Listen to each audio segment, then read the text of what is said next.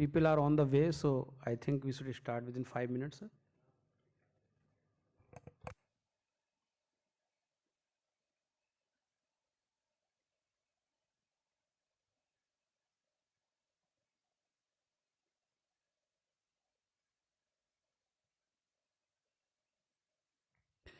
Saruk, Shivani, Rajat, Ravija or Sridevi, please come in the front rows.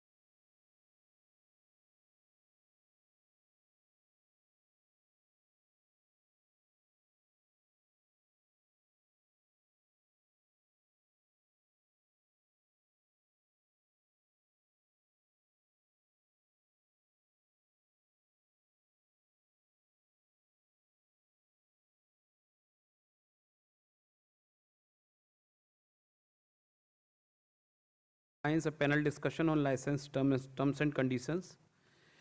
Second is on impact of 5G rollout and satellite communication on small licensees. Third, we have one presentation on FTTH through BSNL. Half an hour, this is a new entrant in this program. And sixth session is presentation by SPY on sharing by best practices and case studies by the ISPs in this north zone.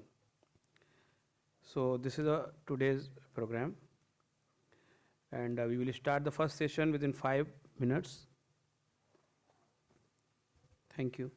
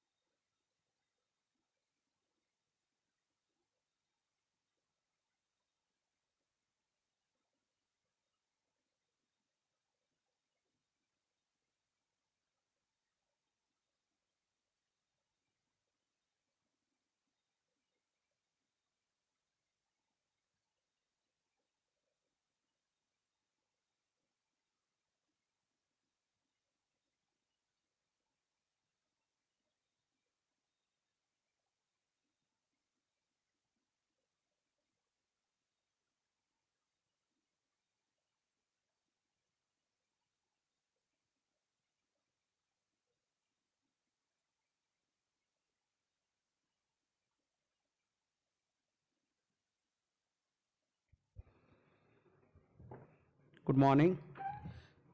I request today's panelist to come on the dais, Sri Sailen Kumar Misra sir. तालियों से please स्वागत करें. The Advisor Finance in DoT Headquarter. Madam Anada Joshi Durgapal, Addition CGCA DoT.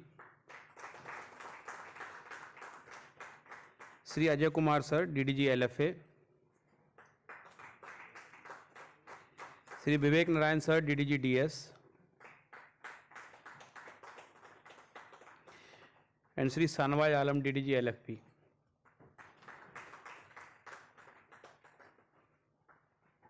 I request Professor Saruk Hussain to come and present a planter to Sri Sailen Kumar Misra sir. Saruk, please.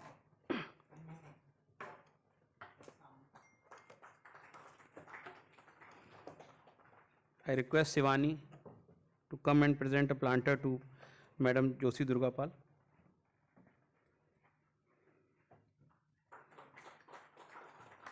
I request Rajat Tripathi come and present a planter to Ajay Kumar sir.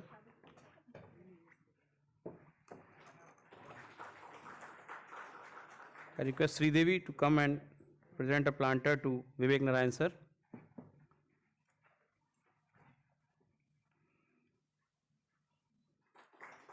And Ravija to present a planter to Sanwa sir.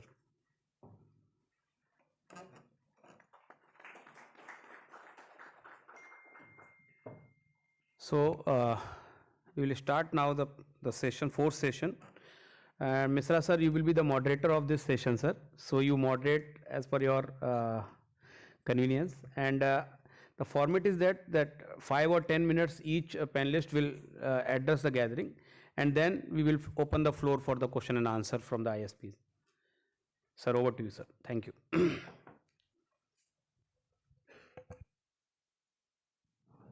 Thank you, Manish. Already we have been introduced, and we are, I think, 10 minutes short. So I would not take much time in introductions, but I would like to say a few words. And then I would like to further moderate, as I have been granted permission. I would request the fellow panelists to speak, say maybe for 5 minutes only, and let the questions come from the audience, because today's session is a little bit different. So it should not be in lecture mode. So then perhaps it will be more interactive and interesting. And if something is left thereafter, they can sum up. Our panelists can sum up and tell towards the end. They will get another opportunity to say after they have answered, and if they want to say something which has not been covered in the questions from the audience, then we can take over. So I will start from right to left or left to right. Who is ready? Okay. So let us start from DDG DS, Shri Vivek Narayan. A lot of say reforms have been undertaken, as the Minister has also said, that he'll be coming with more reforms and licensing wing, and along with them the financial divisions, and even DGT and CGCA's office. We are all geared up to bring in more reforms and steps to ensure ease of doing business, and make the issues much more simpler than they were ever. So a lot of steps have been taken, and maybe there are some concerns also in their minds also. So I would request Vivek to start, and he can briefly tell whatever he wants to tell, and then we can take questions. Thank you. Thank you, sir. Good morning to all of you. We are quite eager to decrease compliance burden and to promote ease of doing business. For that step, 3 specific decisions were taken and conveyed to ISPs. I'll just reiterate them. One was that the upstream ISPs had to inspect the downstream ISPs, whether the node is being operated by the downstream ISP as per the license conditions or not. So since the downstream person was also an ISP, so this requirement has been done away with. Then many ISPs have central nodes which can be tested from one place. So there was a request from the ISPs and we agreed that the central node would be tested at only one place and it will not be repeatedly tested by each of the LSAs during the inspection cycle. While it is being tested by the central node, by the LSA where the node is located, the other LSAs, if they desire, can join the testing via via VC. So the repeated testing of the same node has been done away with. Third is that the inspection schedule has been reduced. Now, for new ISP, the inspection has to be done the same year, but then subsequently, for class B, it is once in 2 years, and class C, it is once in 3 years. So that also has been reduced. Apart from this, if you have any other concern, please let me know. You can send me an email ddgds-dot@nic.in and I'll be too eager to solve it out and help you out. But at the same time, there are security concerns, so you have to. We are eager to understand your issues, your problems, but at the same time, you should also understand that those which are national security issues or there are certain issues which we cannot help, then we will let you know the reasoned. There will be a reasoned reply why we are not able to cater to your request, if any. Then there is a major step which we are doing, and we want that all to communicate whatever has to be communicated to any ISP through Saral Sanchar, through electronic media. So whatever you have to say, you communicate to us via Saral Sanchar, and whatever we have to say, we will communicate via Saral Sanchar. It will help in three things. One is it will help in promptness of reply, then it will help in transparency, bringing out transparency. So when you raised a request and when we replied, it will be all in the electronic database for anybody to see. One of the most important thing will be that when you ask for reports from you and you give us a report, either by email or by paper, whatever way, it does not gets into the database. So we can't do data mining for whole India or for whole of LSA that what is happening. Once you put all your reports via Saral Sanchar, then we can do data mining, and once we have data, then only we can take quality policy decisions. Because data is a major factor in taking policy decisions. So for that I had a special drive for migration of ISP licensees who are not in Saral Sanchar. So there were 1,644 licensees who were not in Saral Sanchar. Out of that, 1,032 now have migrated to Saral Sanchar within a period of from 15 September to this date. But still 600 ISPs are left. So I strongly urge you that if you have not already migrated to Saral Sanchar, please migrate, please help us in that regard, please migrate to Saral Sanchar, because after a certain period, then we will not communicate to you without Saral Sanchar. I have told you reasons, please help us out.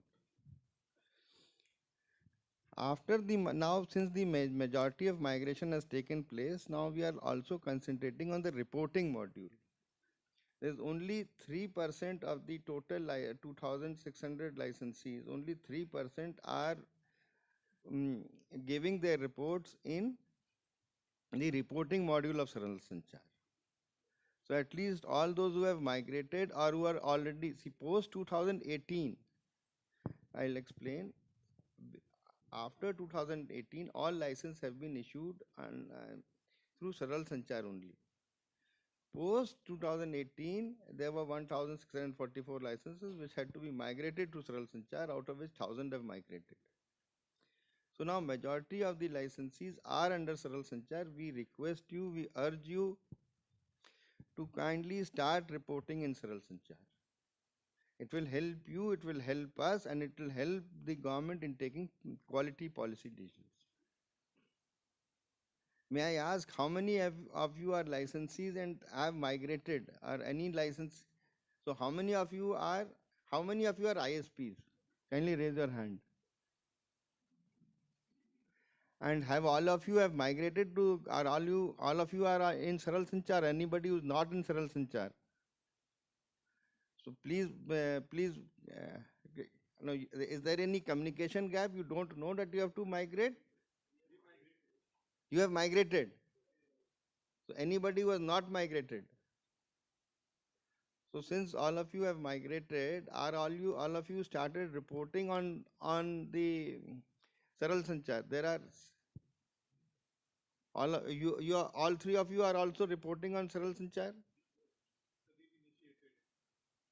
Yeah, actually there are 35 modules of reporting in Saral Sanchar depending on different types of licenses. So all reports may not be applicable to the ISPs. So some reports are under development, but the majority of the major reports have been developed. Kindly start reporting on that. Then there is another requirement of IPDR. Are all of you compliant with the IPDR requirement? What about you? You are compliant with the IPDR requirement or not?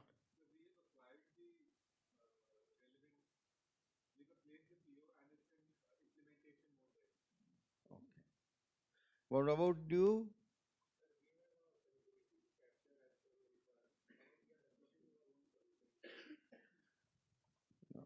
I see we have given enough time for this. The last extension has been given up to 31st January. I request you to kindly be compliant by 31st January. There cannot be any more extensions on this. 561 ISPs are already intimated their compliance. Uh, and this is not to be given by VNOs. This is only the main licensees have to give this compliance. The VNOs are not required to give this compliance.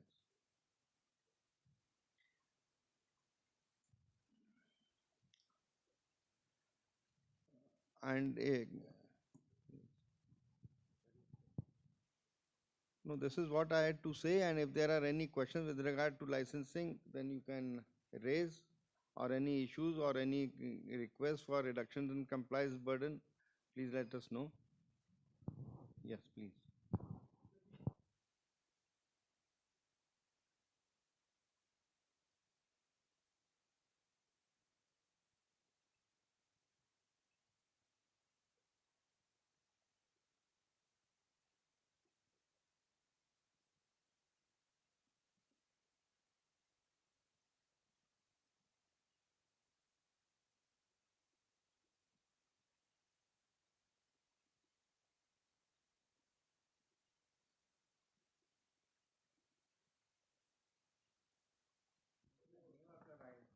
It's development logic, sir.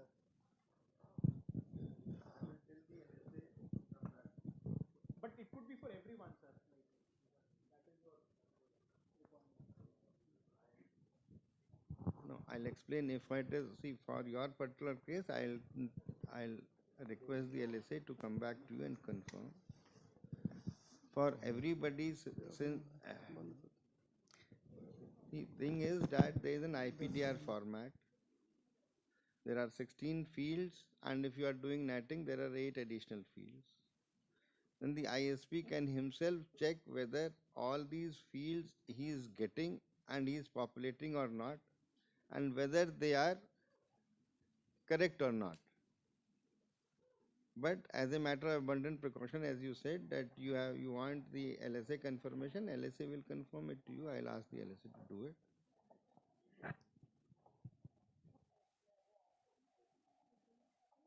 Questions, please.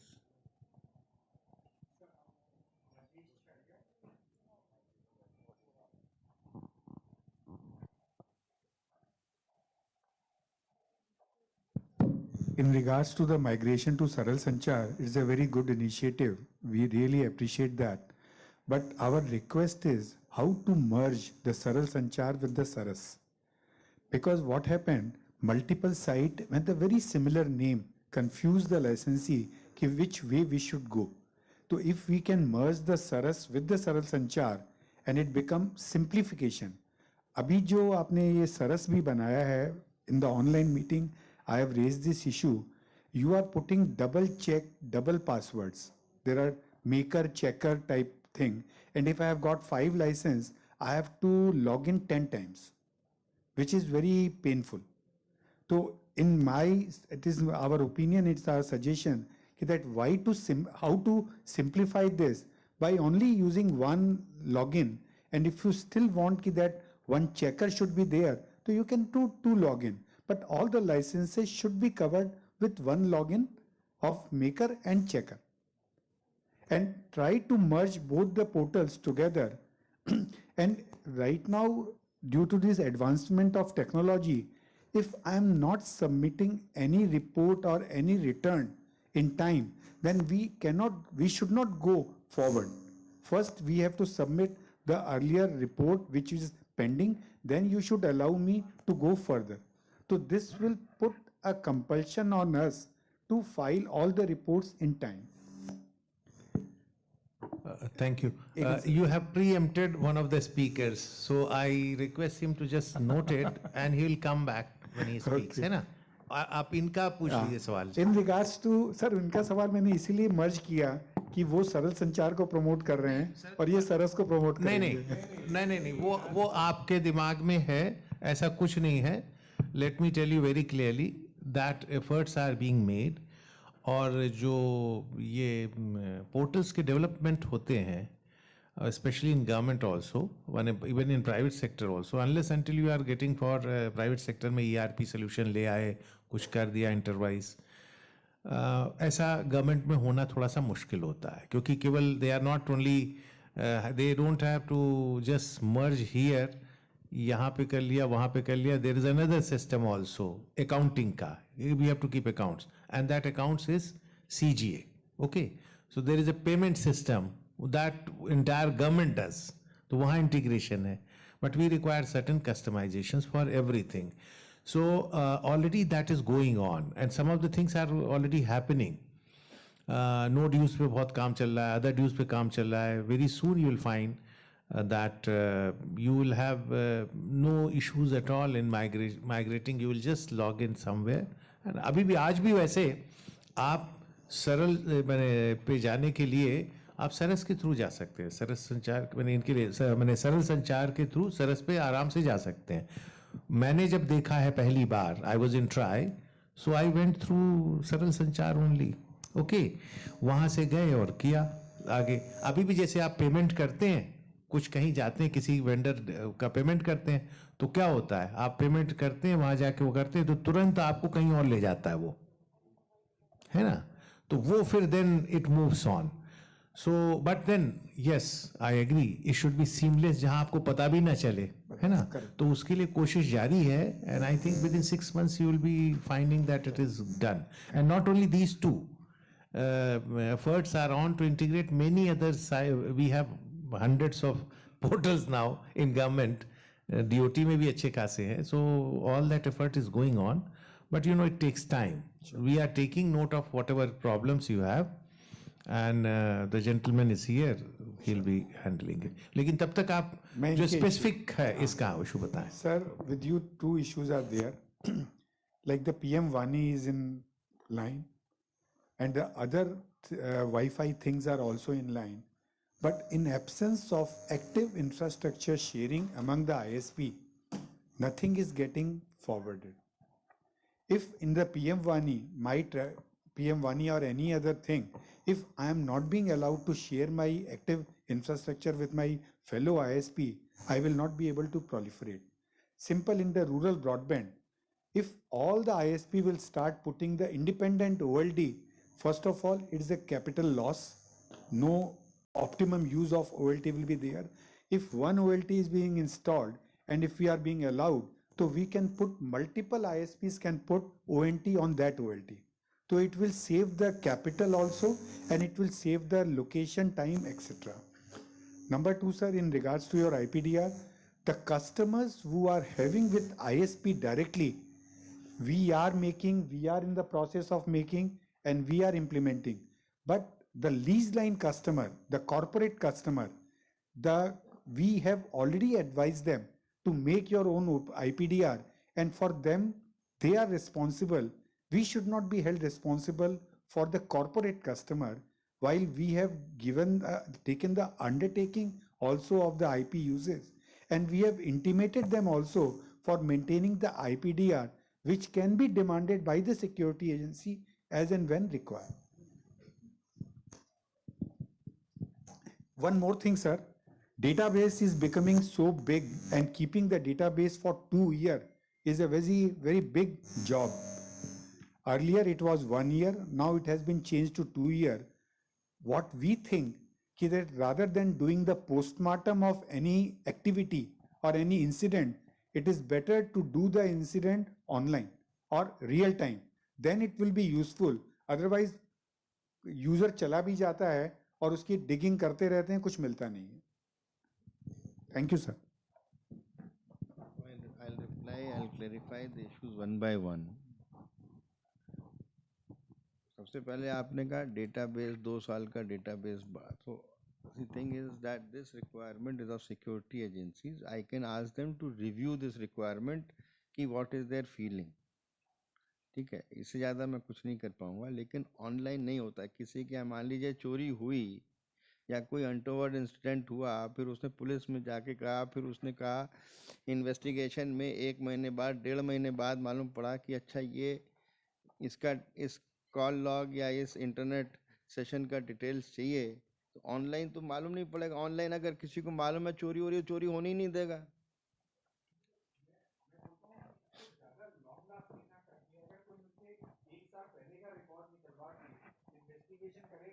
तब तक तो internet user ही देखिए तब तक तो वो internet user चला ही जाएगा. नहीं, देखिए ऐसा है. डोंट सी, आप कई सारे इश्यूज को मिक्स कर रहे हैं तो उसको फिर लंबा चल जाएगा डिस्कशन. ये एक फंडामेंटल रूल है कि traceable identity of subscriber has to be established. और जो लैंडलाइन आईएसपीज हैं वो तो आईएसपी थ्रू लैंडलाइन देते हैं, मोबाइल का देते नहीं है. तो उनका तो भी ट्रेसेबल आइडेंटिटी होती है. Then police does its job, lawful enforcement agencies do their job. और 2 साल की जो रिक्वायरमेंट है, I can only ask them to review, but it is their requirement. लेकिन at the same time I will say the data because of electronics ये cost कम होती जा रही है. डेटा स्टोरेज की कॉस्ट कम होती जा रही है. बट स्टिल आपने इशू बताया, I will raise it too. दूसरी चीज़ आपने बताई कि IPDR जो है आप एंटरप्राइज कस्टमर्स की आपसे कहा जा रहा है करने के लिए या नहीं. देखिए 2013 की गाइडलाइन थी. मैंने 2021 में गाइडलाइन में 5 पैरामीटर ऐड हो गए. तो मैं तो 5 पैरामीटर ऐड करने के लिए इंसिस्ट कर रहा हूँ. अब 2013 की गाइडलाइन कोई नहीं कंप्लाई कर रहा है तो वो तो उसके लिए तो कुछ नहीं हो सकता है. जो दूसरी चीज़ है कि अगर एक पब्लिक IP से प्राइवेट IP पे नेटिंग होती है, आपने उसको एक सेट ऑफ पब्लिक IPs दे दिए. अब वो अंदर उसके पास मान लीजिए 500 कंप्यूटर हैं. उसने 500 कौन से कंप्यूटर को कौन सा प्राइवेट IP दिया है, और उसके बाद में जब वो पैकेट इंटरनेट पे आता है वो पब्लिक IP उसको चेंज होकर के आता है, तो आपको तो मालूम भी नहीं है. अंदर क्या कर रहा है वो, अंदर ना आपको मालूम होना चाहिए ना आपको मालूम है। तो ये तो उसी को करना है कि कौन से प्राइवेट आईपी, तो फिर इसमें डिस्कस करने की बात ही नहीं है। अगर वो डेटा नहीं मेंटेन कर रहा है तो 2013 की गाइडलाइन नहीं फॉलो कर रहा है और फिर भी आप उसको कनेक्शन दिए जा रहे हैं, तो किसी दिन लॉ एनफोर्समेंट एजेंसी दोनों को पकड़ेंगी। तो उसके ऊपर मैं कुछ नहीं कर सकता। आईपीडीआर की जो मैंने कही रिक्वायरमेंट, उसमें ये रिक्वायरमेंट 2013 की गाइडलाइन है and it is obvious requirement. इसके ऊपर है नो फर्दर कमेंट्स। दूसरे एक आपने कहा पीएम वानी, और जो है मेरे पास पीएम वानी के बहुत सारे ऑर्डर्स पड़े हुए हैं, और ये हैदराबाद से, मेन हैदराबाद से 40 किलोमीटर दूर एक एम्स है, I am forgetting it's name, वहाँ पे पीएम वानी लगनी है, लेकिन कोई आईएसपी वहाँ पे है नहीं जो उसको एफटीटीएच कनेक्शन दे पाए। रायबरेली में उसको चाहिए, रायबरेली कोई छोटा टाउन नहीं है यूपी में, वहाँ पे एम्स में उसको एफटीटीएच कनेक्शन चाहिए, कोई आईएसपी है ही नहीं देने के लिए। है तो प्लीज़ दे दीजिए। आप अगर दे रहे हैं तो आप प्लीज़ बात करिए वहाँ पे रामचंद्र जी से।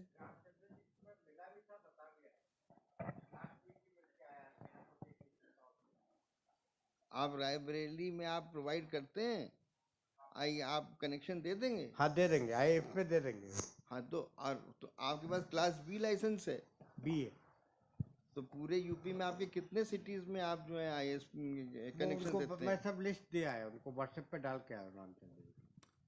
देखिए रामचंद्र जी बहुत ज़्यादा मेहनत कर रहे हैं। हम मैंने देखा। तो आप उनको जो है पीएम वानी लगाने के लिए वो इतने उनके एक कॉन्फ्रेंस में 200 लोग 100 लोग आते हैं, आपने देखा होगा। तो उनको वो डिमांड है, आप जो है इट शुड बी गुड कि आपके पास डिमांड है, वो जनरेटिंग डिमांड आप प्रोवाइड करिए एफटीटीएच कनेक्शन। ठीक है। तो ऐसे हर एक स्टेट में, एटलीस्ट ये नॉर्थ जोन का है, तो मैं रिक्वेस्ट करूँगा प्रेसिडेंट साहब से कि जो है आईएसपीज को एक कहें कि एलएसएस में जाके मिलें। There is great demand for PM वानी कनेक्शंस, हम दे नहीं पा रहे हैं। तो जहाँ जो है ये डिमांड है एफटीटीएच कनेक्शंस की, आप दीजिए। और छोटे शहर में जो है कई जगह, मुझे तो एलएसएस ने बताया कि यहाँ पे कोई आईएसपी नहीं है, मतलब there is demand but there is no supply, specially in small areas. तो करिए। एक आपने बात उठाई थी इंफ्रास्ट्रक्चर शेयरिंग की, तो इंफ्रास्ट्रक्चर शेयरिंग अभी आईएसपीज में अलाउड नहीं है। नहीं है sir, active infrastructure sharing allowed नहीं है, और काफ़ी सालों से रिक्वेस्ट जा रही है कि एक्टिव इंफ्रास्ट्रक्चर शेयरिंग कर दीजिए। आप लोगों ने कहा भी था कि ट्राई की, रिकमेंडेशन आ गई है, हम डिसीजन ले रहे हैं। ठीक है, वो उसके ऊपर I will look into it. नहीं सर, वर्डिंग में वो नहीं, वो अगर आप उसकी हेडलाइंस देखेंगे ना वो लेटर की, वो मोबाइल के लिए है, उसमें आईएसपीज का मेंशन नहीं है। आई विल चेक, मैं उसको चेक कर लेता। ठीक है, थैंक यू सर। दिखवा लेता। Thank you sir. Any other question?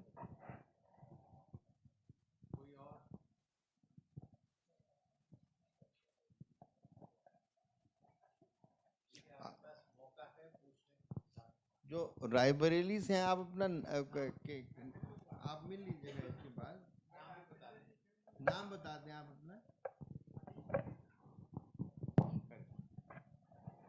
Anybody else, कोई और सवाल पूछना चाहे?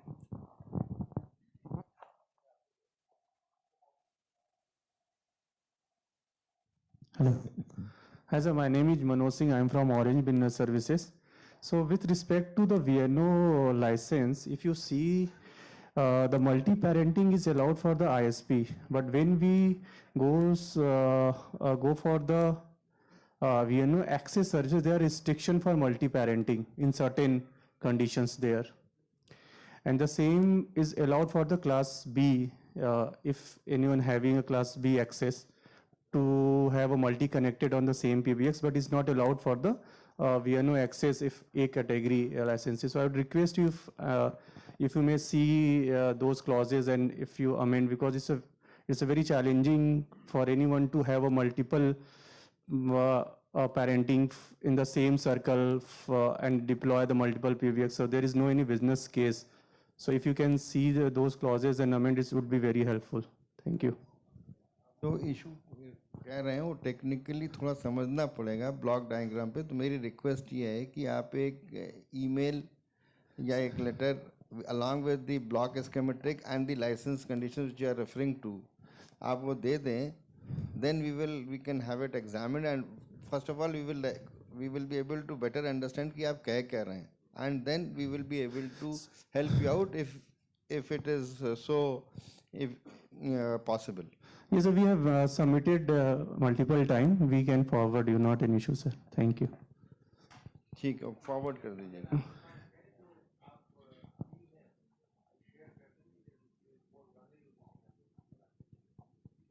ठीक है sir.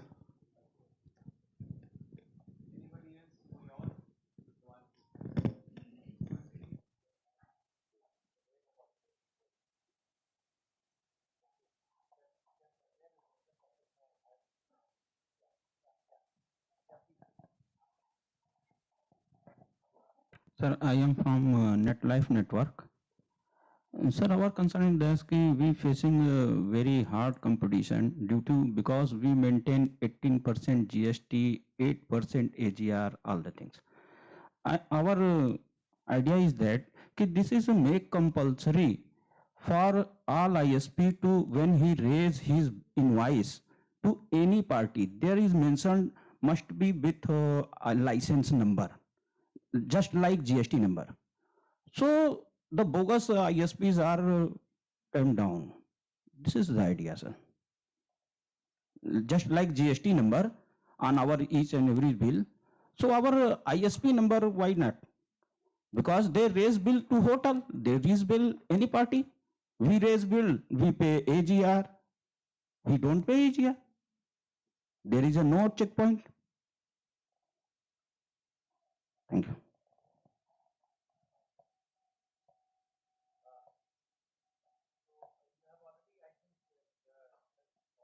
It's already shifted to my right. A question Mr. Ajay Kumar के लिए already आ ही गया है. But before that, I would like to go to Mr. Shahnawaz Alam, who deals with license finance policy. So some of the questions can be directed to him, and then of course Mr. Ajay Kumar can guide you on the integrated portal which is coming up, and then what is happening in Saral and Saras Sanchar, Saras and Saral Sanchar, and he can also answer some other questions. So, and if at all somebody still remembers some questions from say DDGDS, he can raise these issues. Happen to have additional CGCA DoT who has kindly consented to be here, Mrs. Anuradha Joshi Durpal. So you can raise questions if you have anything about CCAs. A good point that you're making. What you're saying is that in the bill that is raised by the ISP, you should mention this license number, which would make sure that no forced bills or bills of a non-ISP are given to customers.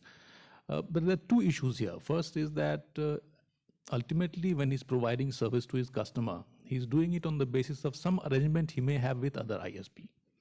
Suppose there is a franchisee who's providing service to customers. This is the point. Because he don't pay 8% AGR. We pay AGR.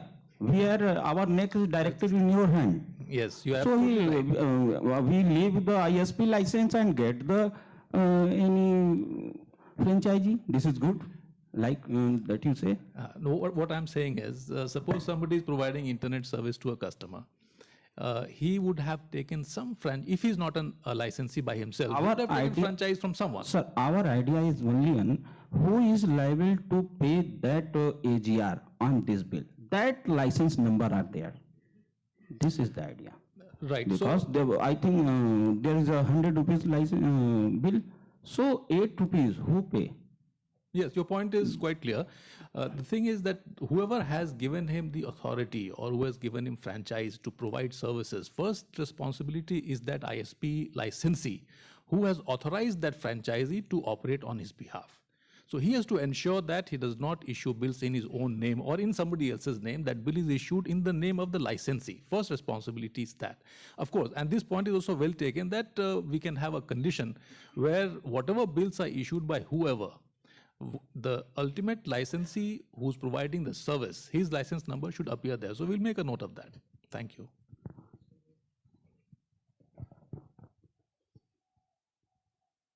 Any other related question?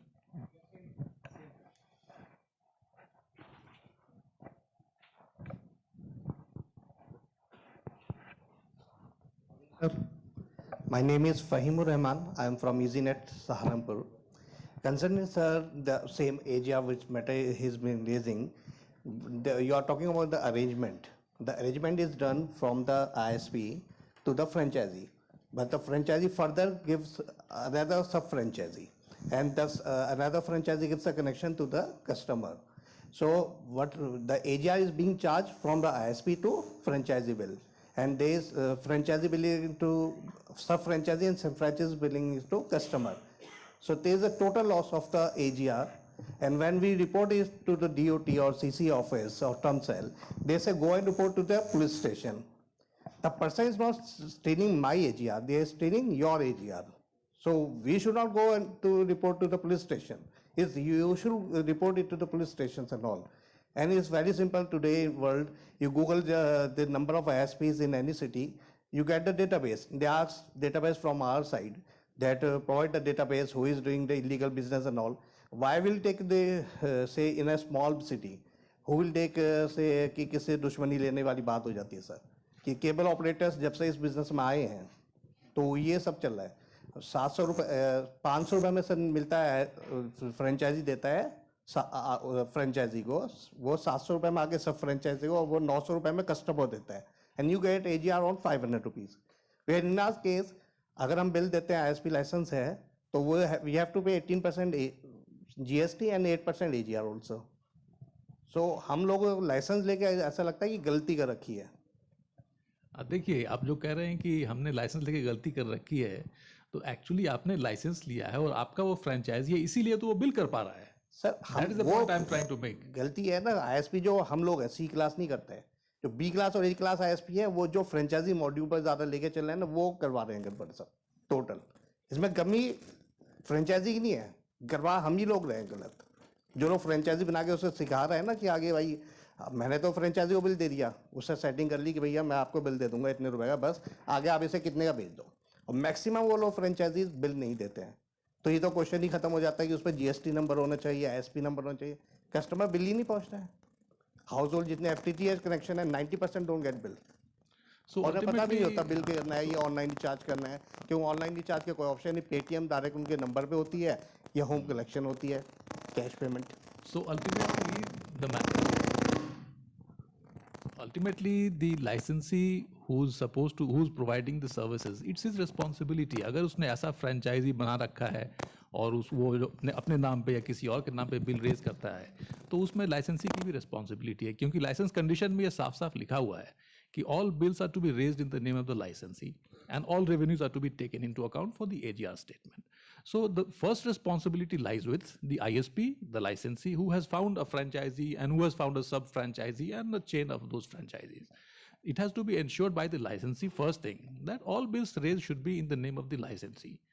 Now, second thing is that we should mandate mentioning of that license number.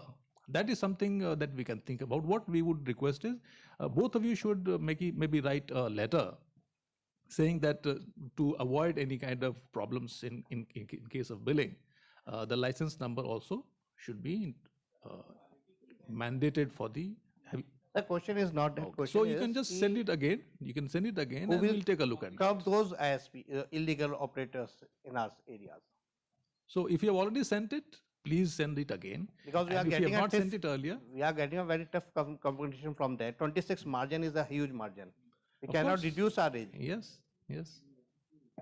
So if they are providing us for 700 rupees, we can plus we have to provide it for 26% extra. So just make a representation if you have not written earlier, or just forward it if you have already written it earlier. We'll consider this. Thank you, sir. अगर आपने letter लिखा है available, तो आप share कर देंगे यहाँ पे and then we will take further action. Second thing, एक मेरी क्वेरी थी जब मैं सुन रहा था, तो जैसे आप मकान बनवाते हैं, कुछ आपने किराएदार रखा, आप नहीं रहते वहाँ पे, बिजली का कनेक्शन भी आप ही के नाम में है and then he is paying, ठीक है, आप पे कर रहे हैं, आप ये अरेंजमेंट कर सकते हैं कि हाँ भाई ठीक है, ये मेरा किराएदार है, वही पे कर देगा हाउस टैक्स और या वो कर देगा आपका बिजली का बिल, ये आपका अपना अरेंजमेंट है। नाउ टुमारो ही डजंट पे, कुछ भी नहीं पे करता, तो कहाँ जाएगा म्युनिसिपल कॉर्पोरेशन या बिजली वाला? वो आपको पकड़ेगा, वो कहेगा कि आपने किया। तो यहाँ पे भी थोड़ा सा रिलेशनशिप वैसे ही है। देयर इज़ एन इशू जहाँ पे लोग कहते हैं साहब हमारे फ्रेंचाइजी को, आपने तो कहा कि भाई ठीक है हमारा फ्रेंचाइजी हमारे काबू में नहीं, इसको रेगुलेट आप कर दीजिए क्योंकि आप लाइसेंसी हैं। हाँ हाँ जी,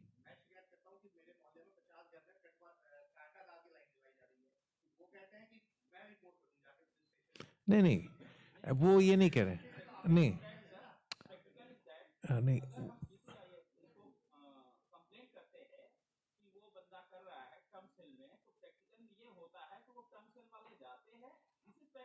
हाँ ऐसा ऐसा हुआ है क्या? अच्छा हाँ, बिजनेस लॉस हो रहा है। ये कुछ कहना नहीं नहीं ऐसे नहीं, हाँ अच्छा अगर लिखा है तो आप मेल भेजिए, देखते हैं हम लोग क्या कर सकते हैं, ठीक है देखते हैं मेल, हाँ सेम सर एक ग्रुप बना है, सीसीए मेरठ ने बना रखा है ग्रुप, उसके अंदर मैं देखता हूँ कि कई सारी पोस्ट हैं, कई सारे जो कंप्लेंट पुलिस में भी करी है वो डाले जाते हैं, इलीगल फाइबर के डाले जाते हैं, कोई रिप्लाई सीसीए मेरठ की तरफ से नहीं आता है। It's a one way channel, जब उन्हें कोई इन्फॉर्मेशन देनी होती है डाल देते हैं, हम कुछ पूछते हैं ना। अभी आज ही मीटिंग का बताता हूँ, इसकी मीटिंग का मैं 20-25 दिन पहले मेल आता है, उसमें कुछ नहीं बताते कितने बजे मीटिंग शुरू होगी, क्या होगी, कोई नहीं। मैं क्वेश्चन करता हूँ सर कितने बजे मीटिंग होगी, क्या होगी, किस तरह होगी, ताकि हम प्रिपेयर करें। डिफरेंट पार्ट से, स्टेट से आना है, अरेंजमेंट करना है, रहने का भी करना है, सब करना है। ये पेड होगी, रजिस्ट्रेशन चार्जेस होंगे, नहीं होंगे, तो कोई रिप्लाई नहीं आया कि हमें खुद नहीं पता है। जब मैंने कॉल करी 5-7 दिन बाद कि उन्हें खुद नहीं पता है। तो इस तरह का अगर आप लोगों का कम्युनिकेशन गैप है बिटवीन योर डिपार्टमेंट्स ओनली, तो ये कैसे चलेगा हम लोगों तक? मतलब कोई रिप्लाई होता ही नहीं उन लोगों की तरफ से। आप चाहे उस पर सर्वर की बात कर रहे हैं और उस पर ग्रीवेंस पोर्टल पर हम डाल देते हैं, हम पेमेंट करने जाते हैं, हमेशा हमें दिक्कत आती है, वो घूमता रहता है, प्रोसेसिंग नहीं हो रही है, पेमेंट ही नहीं जमा करवाते हैं तो पेनल्टी लग जाती है। ज़्यादा होता है हम 5-4 दिन पहले भी अगर उस पर करते हैं ना तो वो चलता ही नहीं है पोर्टल। जरा आप अपना नाम बताएं, हम देखते हैं सीसीए से हम लोग बात करते हैं कि सीसीए से क्या फ्रॉम इजीनेट इंटरनेट सॉल्यूशंस, दूसरा सहारनपुर। आप जरा नोट कर नाम फिर से। फहीम सहारनपुर, सहारनपुर, फिर से रिपीट करेंगे नाम जरा। ISP Easynet internet solutions private.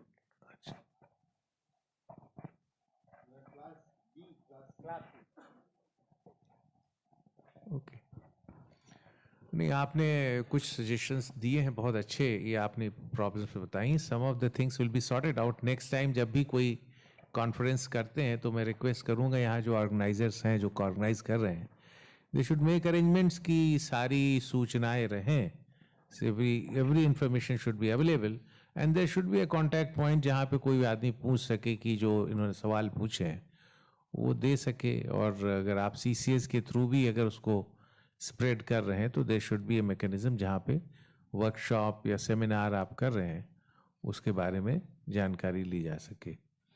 आपने ये भी बताया कि साहब आपने कोशिश की पेमेंट करने की और नहीं हुआ, इसकी शिकायत आपने सीसीए से की है, तो मैं रिक्वेस्ट करूंगा एडिशनल सीजीसीए हैं तो ये जाइए उसमें देखेंगे कि पेमेंट हो रहे हैं कि नहीं हो रहे हैं, या उनको दिक्कत आ रही है आपको तो क्यों दिक्कत आ रही। तीसरी बात आपने बताई कि आपने उन्होंने कुछ एक चैनल बनाया हुआ है, पेमेंट वगैरह वो डील करते हैं, उस पर आप और भी बहुत सारी चीज़ें डाल रहे हैं, उसका कोई रिप्लाई नहीं आता, वन वे कम्युनिकेशन है। मैं रिक्वेस्ट करूंगा कि एडिशनल सी से ये बात करें कि जो भी आप उस पर आपने डाला इंफॉर्मेशन ये मांगा है उन्होंने, केवल वन वे ना रहे, they should be two way, CCA can also respond.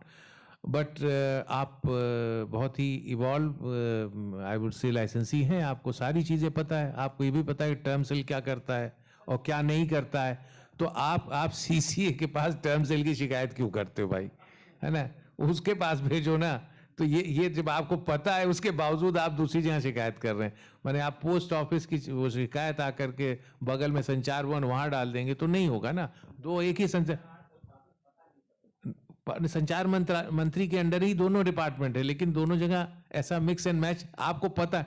अगर किसी को ना पता हो मैं समझ सकता हूँ, मैं कहूँगा मैडम से रिक्वेस्ट करूँगा कि अगर ऐसी कुछ आ जाए शिकायत तो दूसरे को ट्रांसफर की जा सकती है. That is internal arrangement. मेरे पास गलत चिट्ठी आ गई, मैंने रिडाक्ट कर दी. लेकिन अगर आप जानबूझ की चिट्ठी लिख रहे हैं गलत जगह तो फिर मैं कुछ इसके आगे कुछ कह नहीं सकता. नॉनदलेस आपके suggestions we have noted and will try to see what we can do. Anybody else? I think इधर से किसी ने माइक मांगा था.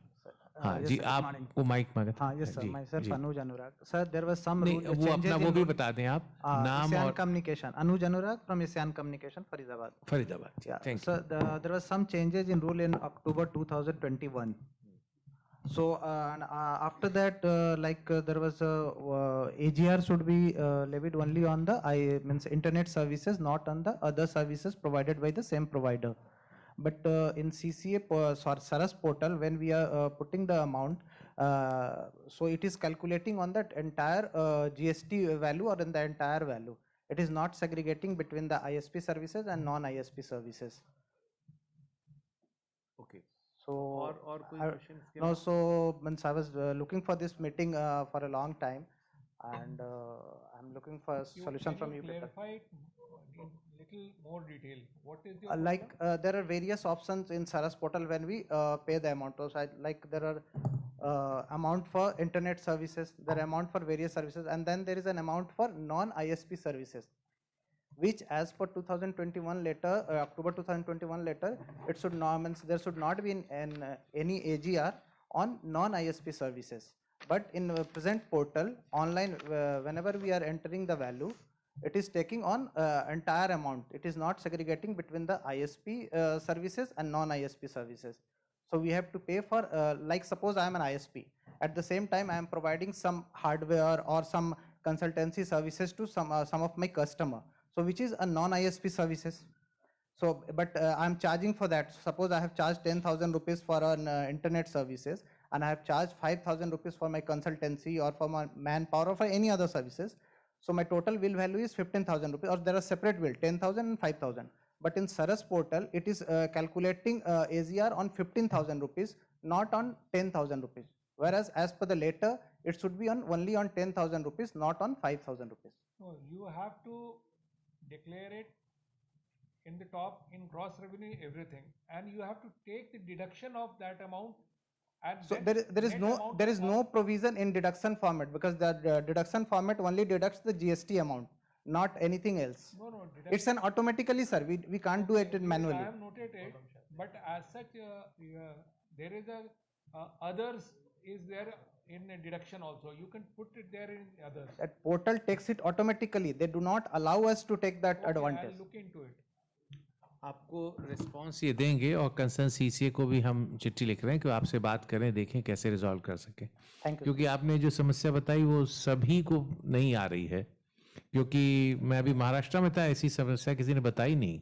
सर ये हो सकता है कि नहीं बताई, यहाँ भी मैं पहला आदमी जो बता रहा हूँ. नहीं, कई बार ये हो सकता है सभी के साथ होगा, because that is in portal and it's not only with me, because whosoever enters the data, it goes automatically. So it's not only with me, it's a common problem. Maybe people have not noted it down, or because till 2021 September, it was there for all the services. Only from after October 2021, these changes has been made. So maybe people are having the same mindset and they are keep on paying the things. So maybe they have not seen it manually or something. It's my observation. ऐसा होना तो नहीं चाहिए, ऐसा होना तो नहीं. लोग काफी अवेयर हैं और बहुत ही एक्टिव और एग्रेसिव हैं, तो मैं नहीं मान सकता कि इतने बड़े अनाउंसमेंट छोड़ दिया होगा. लेकिन समस्या है आपकी, ये से रिजॉल्व की जाएगी. ठीक है जी, बताएं.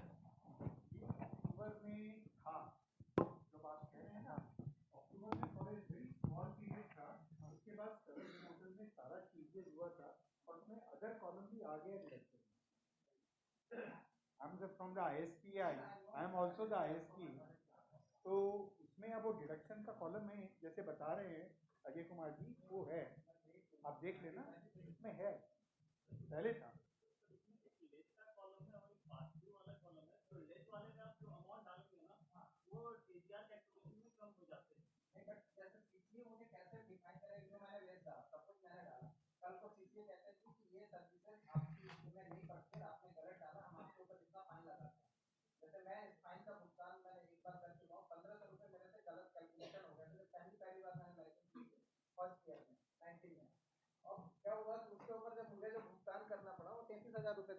Because after 2 years it has been accumulated with 16% something और वो 33,000 रुपए हो गया, तो मैंने 33,000 पे किया क्योंकि 1,500 रुपए कैलकुलेशन मिस्टेक्स थी। उसके बाद से मैं हमेशा 1,000 रुपए, 1,500 रुपए, 1,200 रुपए ज्यादा पे करता हूँ मेरी अमाउंट की। भाई आप टोटल कैलकुलेट कर लो, लेकिन कम नहीं पड़ना चाहिए एक भी रुपया, बिकॉज वो 1 रुपया नहीं होता है, वो मल्टीपल हो जाता है। बिकॉज जब सीसीए के पास जाते हैं वो कहते हैं सर जी मैं कुछ नहीं कर सकता, ऑटोमेटिक सीट है, इसमें ऑटोमेटिकली वो खुद ही 16% अपने कैलकुलेट कर लेता है, हम लोग मैनुअली कुछ नहीं कर सकते, अब हमारे पास कुछ नहीं है। अच्छा, इसका मैं आपको बताना चाहूँगा कि आपको पहले 1,500 रुपये 33,000, हाँ मतलब 1,200 समथिंग था, वो नहीं होगा, अब वो नहीं होगा क्योंकि सर इसी साल मैंने पे किया है। रिफॉर्म्स आए थे, हाँ ये आपने पहले की बात कही होगी। अब जो रिफॉर्म्स आए हैं उसमें ये अमाउंट जो भी डेफिसिट रहता है, हाँ वो मंथली कंपाउंड नहीं होता है, अब ये एनुअली कंपाउंड। नहीं सर मैंने इसी साल पे किया है 2022 में। पहले का क्लियर कर दिया, हाँ बिकॉज 2 साल तो मतलब पैंडेमिक था, तो हमने क्या बिजनेस किया वो पूरी दुनिया को पता है। तो अक्टूबर 2021 के बाद से आपको ये प्रॉब्लम नहीं आएगा वैसे भी, क्योंकि ये एनुअली कंपाउंड होगा, जो भी डेफिसिट होगा वो एनुअली कंपाउंड होगा। पर मेरा केवल एक रिक्वेस्ट है कि उसको एनुअली या कुछ ना करके मतलब उसको देखा जाए, बिकॉज आप 2 साल बाद हमसे डाटा अपना मतलब चेक करते हैं, वो टाइम आपने लिया है मैंने नहीं। अगर मेरे से गलती हुई, मुझे अगर आप विदिन अ मंथ बता दें तो हम उसी समय पे कर देंगे, हमारा कोई मकसद नहीं है कि वो गलती से हो गया होगा। देखिए एक्चुअली इनका भी कोई मकसद नहीं था, नहीं बट डिले नहीं हो आप गया। सुने, इनका हाँ। भी कोई मकसद नहीं था। 20 साल से एजीआर इशू सब कोर्ट में ही अटका हुआ था, ठीक है ना, तो वो सब पड़ा हुआ था, कोई नोटिस तक नहीं लेते थे लोग, और तो छोड़ दीजिए बड़े आप भाई लोग जो थे उन्होंने प्रोविजन तक नहीं किया था, मैंने 11 में मुकदमा हारने के बाद भी, तो everybody was going as per this thing free for all. तो अब लेकिन ऐसा नहीं है, अब सारी चीजें से रिजॉल्व हो गई हैं 21 के बाद से, और जैसे बताया छारिया जी ने भी, बाकी लोगों ने भी आपको बताया, तो पीपल आर नॉट अवेयर, ऐसा नहीं कि अनअवेयर हैं। दूसरा ये है कि हम लोग भी कॉन्शियस हैं कि ऐसा ना होने पाए, तो आगे से ऐसा होने की गुंजाइश नहीं है, लेकिन फिर भी अगर आपको दिक्कत है तो आप हरियाणा में आएंगे एलएसए में? नहीं बट मैं पे करता हूँ दिल्ली में ही। दिल्ली में करते हैं, हाँ, तो हम कोई बात नहीं, हम दिल्ली सीसीए या तो आप आ सकते हैं, वो कोई मदद कर सकते हैं आपकी, अदरवाइज वो वैसे ही कांटेक्ट करके आपको बता देंगे, कोई भी ऐसा हो नहीं सकता। दे कैन हैव, अभी जैसे हमने इंस्ट्रक्शन दिए कि हैंड्स ऑन लोगों को फैसिलिटेट भी कर दे, जैसे आपको अपने यहाँ से करने में दिक्कत हो तो आप उनके ऑफिस में कागज लेके जाइए, they will help you out. वो तो करते हैं, वो तो करते हैं, उसमें दो राय नहीं है। सर जैसे मान लिया जाए कि हम जो कैलकुलेशन होती है वो ये देखा जाता है कि हमने कितना जीएसटी पे किया है, तो जीएसटी तो हमने अगर नॉन आईएसपी सर्विसेज के लिए भी पे किया है, और सर्विसेज में मेनली 18% है तो हम 18% ही करते हैं। तो जब वो कैलकुलेशन करते हैं तो इन जनरल वो कैलकुलेट करते हैं कि आपने अगर 1 लाख रुपए पे 18,000 रुपये दिया तो 18,000 में मतलब आपको 8,000 देना चाहिए। लेकिन फिर वही मैं आ रहा हूँ कि जैसे मैंने तो 50,000 का ही मतलब इंटरनेट सर्विसेज का बिजनेस किया है, एक हाइपोथेटिकली 50,000 का मैंने नॉन इंटरनेट का बिजनेस किया है, तो मेरे साथ मतलब 4,000 रुपये लिया जाए एजीआर, ना कि 8,000 रुपये।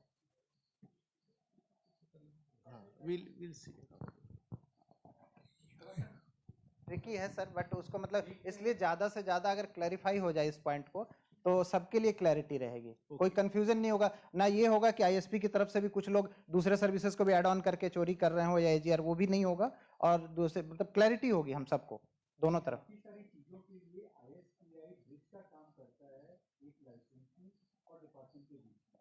उसमें क्या होता है कि हमारे यहाँ डेली डिस्कशन होते रहते हैं, हाँ हमारी मीटिंग में भी होती है, हाँ हाँ, तो आपके कोई भी इश्यूज हैं हाँ तो आईएसपीआई क्लैरिफाई कर देगा, नताशा है, ठीक है।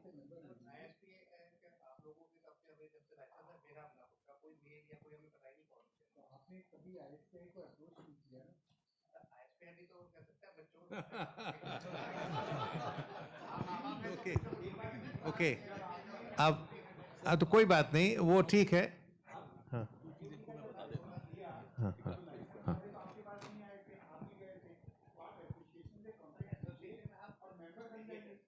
चलिए, अब अभी आपने कहा ना कि माँ बाप ध्यान दे दें, ठीक है. अब दोनों लोग यहीं पे हैं, आप लोग ले लीजिएगा नंबर, आसानी रहेगी. It's good actually.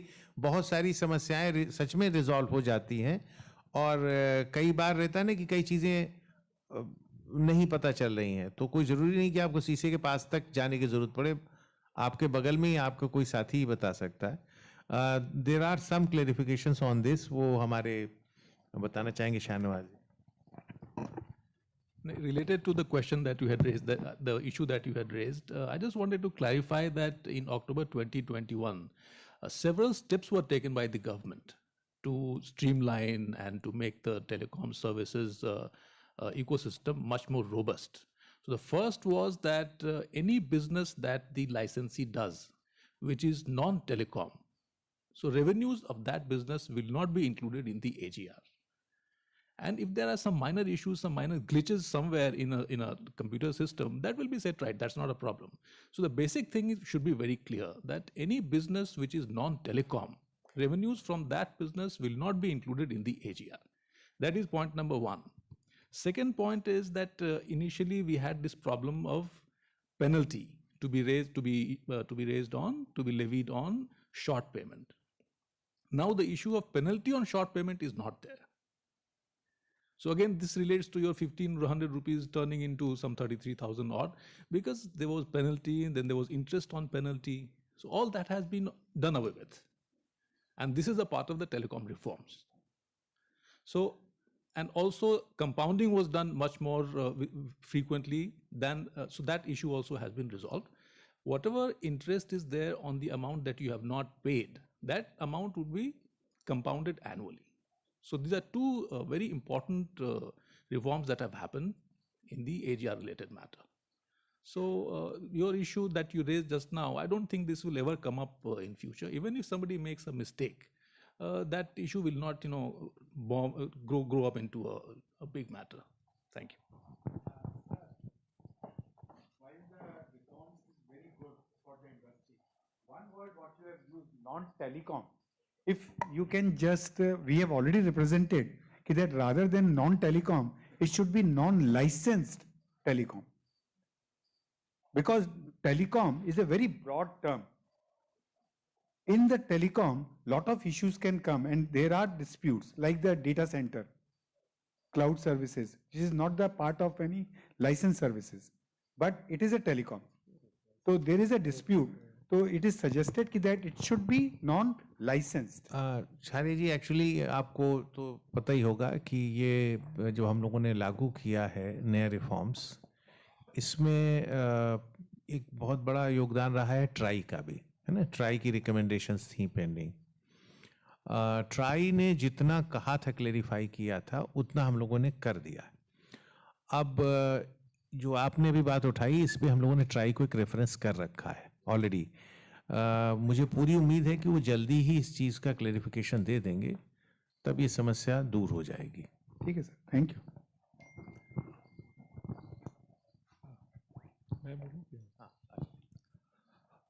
Good morning. I'm thankful that I have been part of DoT just before the reforms implemented last year. And before that, I was there in one of the operators of this country. So I could fathom the grievances, issues, opaqueness, but I feel with the reforms, a lot of issues has been addressed. Or since I am looking after the work of DDG licensing finance assessment, where some of the issues has been raised, Sanawaj has rightly clarified that some of the penalties, exorbitant penalties, monthly compounding of interest, all that was a stress on the sector. As such, ISP's license is one of the license which doesn't contribute much to the exchequer or in terms of telecom revenue. But in terms of volume of licenses, it is humongous. It constitutes almost 98% of the licenses which has been under this category. So I feel this license is not only for generating revenue for the government, but it is for spreading this growth of internet across the country. And second, to provide large inclusive employment, entrepreneurship in this country, which this country has good potential. Government is also planning to give a lot of incentives to this sector. These things are in pipeline, and from last a few months, a lot of discussions, deliberations are going on in this front. I am hopeful that what you people are saying, 8% AGR license fee and all, I think you may be exempted also if it goes right with the cabinet decision and all. So, and even light touch regulation, the topic of this discussion is also regulatory compliance. It will also decrease substantially with the scheme of things if goes through it. Terms condition of licenses, if you could see, it's just that there are certain general provision, commercial provision, financial conditions, and technical. Financial is very simplified and it will get further simplified. At present, what some of them have said about Saral Sanchar, how many of them of you are on Saral Sanchar and all. I would like to know how many of you know Saras, because that will give me the feedback, because I am handling the Saras portal integration with Saral Sanchar. So I see quite a number of people are there, and as per the data available with me, in comparison to Saral Sanchar, Saras has double the number of licenses onboarded because of the fact that Saras is a real way life cycle management of the licensees. 90% of the transactions across the year will happen on Saras. Saras is more robust, multi-modular, scalable, and it has just started last year only. And in last 1 year, it has exponential onboarding of licensees. In fact, out of more than 3,000 licensees, more than 70% of the licensees have been onboarded and they are making payment on Saras. So that is one of the achievement of all of you, that you have made this compliance thing very vibrant, and we look forward to reach almost 100% by March 2023. Coming to Saral and Saras Sanchar. Saral Sanchar and Saras has been integrated with the AI application interface developed. The moment any new license is being issued on Saral Sanchar, that is automatically pulled in Saras Sanchar, and accordingly you are onboarded. It has a lot of features where when you are on Saras, then you get SMS, email, auto-generated, whatever submissions you make, grievances you make, all those we are trying to see that you get response within a standard operating procedure. WhatsApp group and helpline number has been created.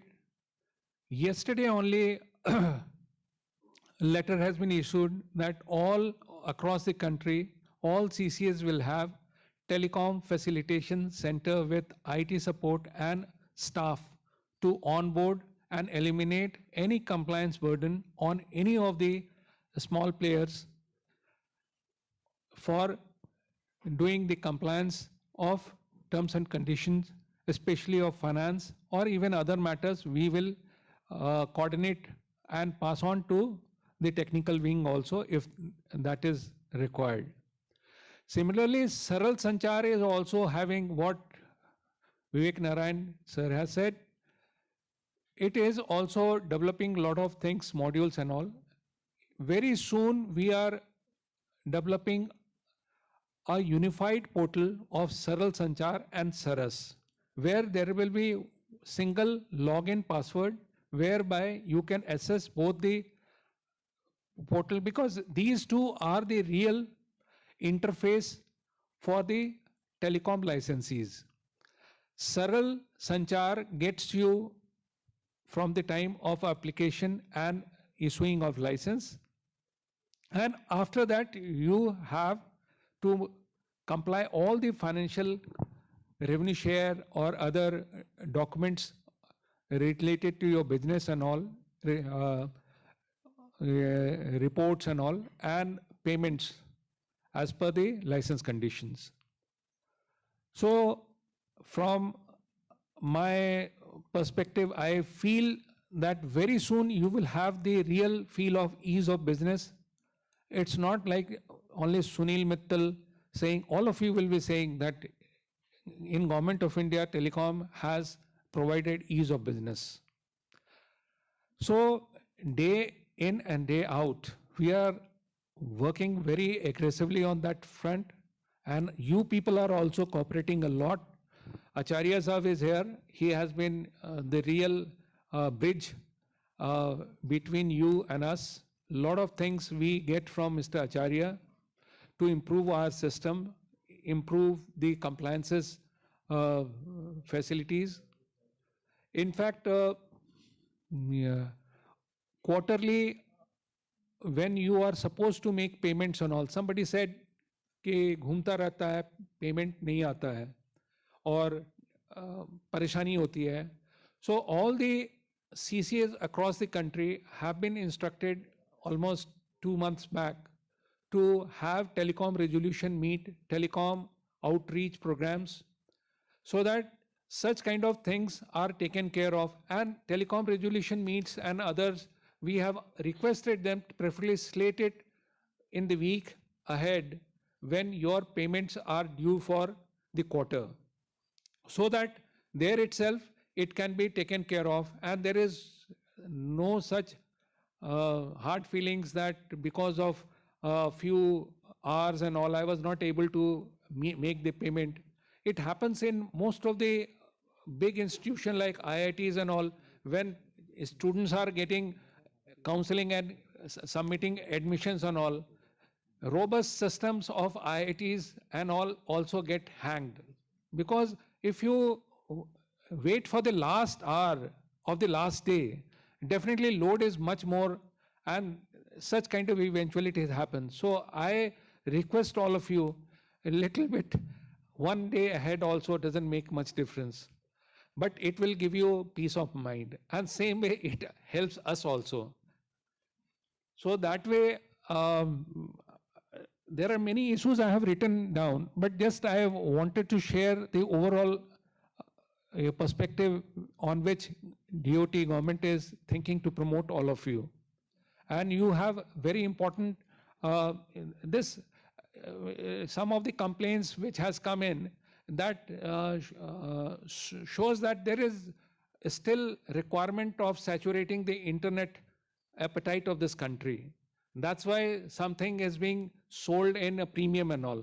So definitely with formalization and regulations coming onto the ground, things will iron out. And I assure you, it's not more than 6 months or maximum 1 year. Things will be very smooth, and many of your complaints will convert into appreciation. Thank you, Ajay. I think we have everybody spoken. If ma'am, you would like to say something before we close, because I think we have already entered into. Yeah, thank you. Good morning, everybody. Advisor Finance and colleagues in the audience and on the dais. It's been, for me, I would just say that it's a good learning experience. I am not imparting any wisdom to you. I've learned a lot from you. I've understood some of the problems. Some of them were, I think, raised when Secretary was here yesterday. And many of you have, especially CCA related, I have noted down all the problems. But I also want to say that in the last 6 months, I would say, in 2021 only, when Advisor Finance was additional CGCA, there was a committee which was formed and had given a lot of recommendations. I mean, it has addressed many of the problems. Now I'm talking of on the bank guarantee side, on documentation side, on your deductions. So many of the recommendations of the committee have been accepted. It has also been I am hoping that all the ISPs here and all the small operators, they are aware of it. Or if not, I think some of them have been issued as late as October also, October 22. So what all my colleagues have been saying, I want to again reiterate. We are very much there to take care of and also the ease of doing business, to make life easy for you and thereby making life easier for our customers. You are a very important, how should I say, the last milestone to reach our customer. So I think right from at the top echelons from the government down to us who are sitting here, we are, the mandate is very clear. We have to see to it that all these things, some small in nature, some of them policy matters, do get addressed. And like you have already been told by my colleague Ajay and advisor also, many of them are in the pipeline. You will be seeing results very soon. Already so many of them which you have raised here, some of them of course I have come to know, some of them were technical in nature. I am sure the technical wing will be looking into this. But I can tell you from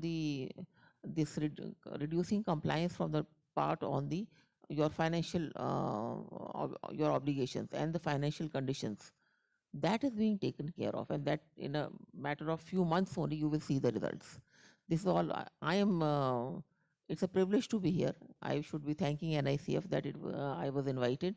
It's been a good learning experience for me, and like I said, we will be, and anything which you have which will be coming in the form of a report to us from NICF also, the CGC office and the CCS will be there to take care of. Many of you would have attended this telecom, I think, outreach programs which many of the CCS would have held in the northern zone. I'm wondering how many of you have attended it. Any of you who have attended? Okay, I can see this. So I think we need to sort of see to it that some of our CCS in the northern region are able to reach out to you, and so that many of these issues can be sorted out at the telecom outreach meets itself. Thank you very much. Thank you. I'll just take 1 minute and then we close.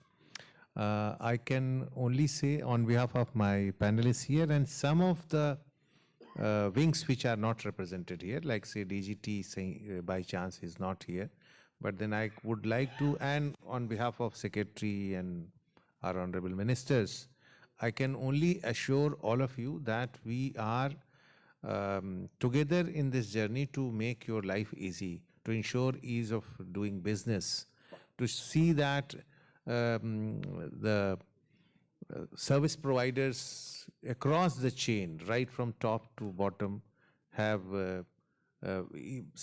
absolute ease in providing services to our customers. So we are on that path. Some has been hinted by our colleagues here. Some are in pipeline, and I'm sure. But then this should not prevent you from giving your suggestions. Maybe some of the steps we have taken, they are not sufficient, or maybe we thought that something is very good and it's not good for you. Like say there was one important decision which was taken where people came out with, and they said, okay, one bank guarantee, and somebody said e-bank guarantee. Now I have been interacting with ISPs in many meetings here and maybe in South. I was just now, maybe a week ago in Pune, And I met a large number, more than I think Maharashtra ISPs and VNOs and others were there. More than 250 licensees were there. And then suddenly they said that, why do you ask for a bank guarantee at all, even e-bank guarantee? You just take cash deposit from us. Some of them said, no, no, no, don't take cash deposit. Why I should just deposit and forget? Why don't you take an SC? I'll give you an SC. And then another thing happened, I remember, even for the bigger players. Somebody said at the top, ek bank guarantee, pure India. One India, one bank guarantee, if somebody. So we said, okay, बहुत अच्छा announce भी हो गया. We implemented it also. When we said that, we have to rationalize. Honorable Minister said, rationalize karo, jaldi karo. Everybody's rationalization is going on. And suddenly we find, even the bigger players, they say, why you are insisting one bank guarantee? See, then we have to go to only one bank. It becomes very difficult. Leave it to us. And then we realized when we interacted that it should be as per your convenience. Somebody has some other convenience, something. So we understand that. That's why your suggestions are most welcome. You can give these suggestions. Since you are already here, you have a forum. Tell the panelists who will be coming later on. Also leave your comments in writing with NICF, who will be submitting a report to us. So that will certainly go. Don't leave your opportunity to approach term cells, CCAs, CGCA, DGT, or directly when you can write to licensing cells. And of course, your ISPI is also there, so you can write to approach them. So use all these channels to give us your feedback, which is very important. Then only we can improve. And a lot of changes, as somebody has said, that about is being brought in the portal, and we want to make it totally faceless. Though you will be always welcome in our offices, in term cell or maybe our LSAs and maybe even CC offices. But then we would like that, okay, you don't need to come to us. Your job should be done there itself. So that will be there. And but nonetheless, when we are doing this, it cannot happen without your help, without your, unless you come and express your problems. So we'll find out ways and means to resolve that. So let us do this together. Thank you. Thank you, sir. Now I request Ravi Chaudhary to present a vote of thanks on behalf of NICF. Good morning, everyone. On behalf of NICF and all the participants, I would like to extend my heartfelt gratitude to the esteemed panel members. It was indeed an insightful and interactive discussion with subject as important as regulatory compliance. The various subtopics that were discussed in detail included Saras and Saral portal, AGR, telecom reforms, steps to improve ease of doing business in telecom sector, and how DoT is actively trying to fill in the existing gaps. Once again, I thank you for sparing your valuable time. Thank you. I request DG sir and DDG sir to come on the dais to present a shawl and memento to all the panelists.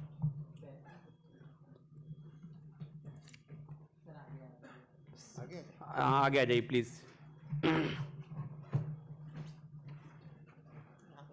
I request DG sir to present a shawl to advisor sir, SK Misra sir.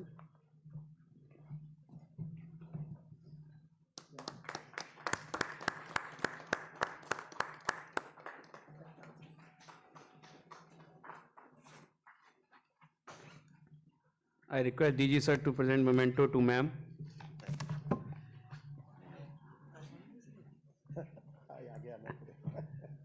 All the panelists, please come forward, sir.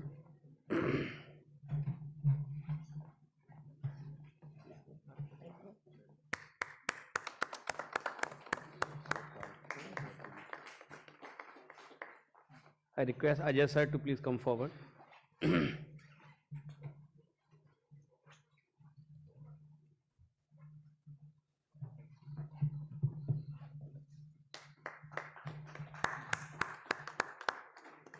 I request Vivek Narayan sir to come forward, sir.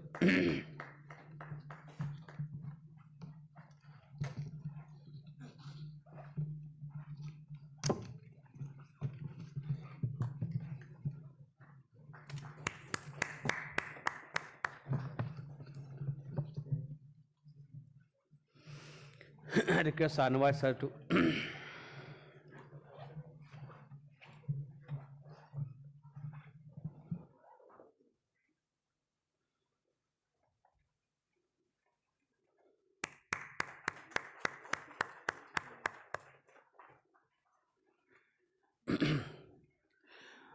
Two announcements from my side. One, that we have to come back within 15 minutes. This is a 15-minute tea break. And second, we have shared a feedback form to all of you. Please fill the feedback form and submit to the organizers. They are submitting. So they are giving the feedback form. Yeah. Sir. So after 15 minutes, we will meet again. Thank you.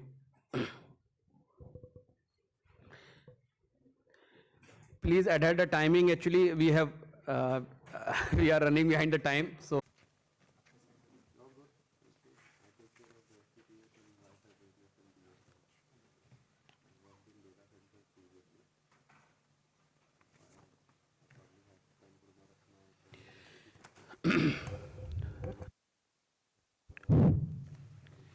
So welcome all the panelists. The participants are coming in the seminar hall, so I request our OT Christina Joy to please come and welcome Revati ma'am with the planter. Christina, please.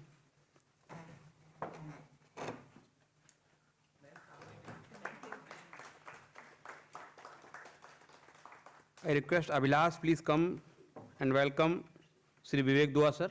Abhilash, please.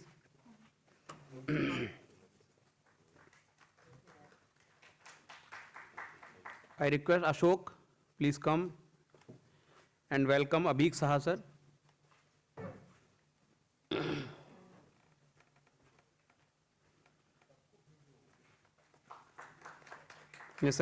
I request Nisargan, please come and welcome Prabhat Sahu sir.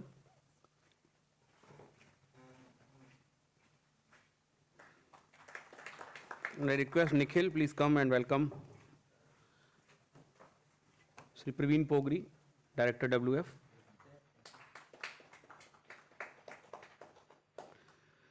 So this is a session on impact of 5G rollout and satellite communications on small licensees. So ma'am, you will be the moderator, and the model will be that you ask all the panelists to 5 or 10 minutes to speak, and then we will open the floor for the question answer. Over to you, ma'am.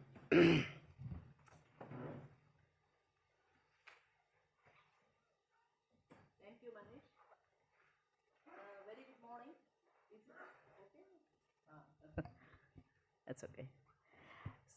Very good morning, and we have a good panel here sitting, and we want to interact with you. As our secretary told yesterday also, so it's a dialogue. It's not a workshop, it's a dialogue. So we are open to your suggestions. Before that, we will just give a brief of what are the various measures initiated by the DoT, including the facilitating for small and medium enterprises and small licenses. Before giving to my co-panelist, I'll just say a few things about the current topic, that is the impact of 5G rollout and satellite communication on small licenses. First, let us see who are the small licenses. So there are ISPs and their VNOs, ISPs of C and B category, and we have access service provider VNOs, that is predominantly we call them as TSPs, TSP VNOs. And next I added one more, it is a PMRTS. We have a PMRTS license is also most localized, like a small, somewhere they wanted a connectivity of a dedicated, we have a PMRTS licenses. And this is the current scenario. And the future we can see some more will come. There is a large gap for this connectivity. Then come from the spectrum perspective, because being a spectrum manager, I just try to focus more on that. Nowadays, as yesterday secretary was also telling, the last mile connectivity, people are going most towards the fixed wireless access. That is easy to deploy, either through satellite or through terrestrial wireless. So when we see all these type of licenses now, we see mostly terrestrial based, not satellite based. So there is a big gap where we expect all the newcomers can take over that and provide connectivity in the remote and unconnected and underserved areas. And as far as the spectrum to this last mile connectivity for ISP, mostly they operate in the delicensed bands. And department has released lots of spectrum in the delicensed band. It's a continuous process. Still you have recommendations, you can come up with that. That is the current scenario. Then now come to the 5G. The 5G is a game changer. The 5G itself has brought along with so many business options through its inherent features. One of it is network slicing, leasing of the spectrum and localized networks, use cases of lot of verticals like smart cities and agriculture, mines, sports, everything. This is a niche market. Taking small licenses can take that opportunity and grow there. Then come to the satellite based. Satellite also now you have started giving licenses for LEOs, MEOs. The LEO, MEO, otherwise it's a little costly service, but with the coming up of LEO, MEO and low data bit rates, which is required for the agricultural and remote areas, there is a big market. I think that is the area where small licenses can look into it now. That is a future area. Having said that, come to the overall ease of doing business. And DoT has initiated lot of reforms to reduce the compliance burden across the industry, especially for manufacturing, R&D, for spectrum allocations, and so many things. In fact, rationalize a lot of spectrum charges. And for indigenous manufacturing, testing, we made self-declared based clearances. They're all available on the Saral Sanchar. Still, you feel something needs to be done, some improvement, we are open to it, you can come up with the suggestions. With this, now I open the this thing to my colleagues. Mr. Praveen will take you further into that. Mr. Praveen.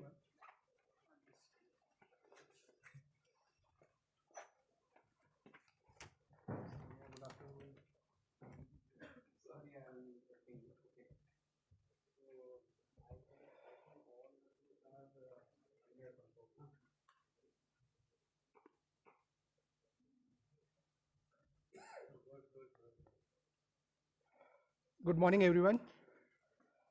Thank you, ma'am. Thank you for giving me this opportunity.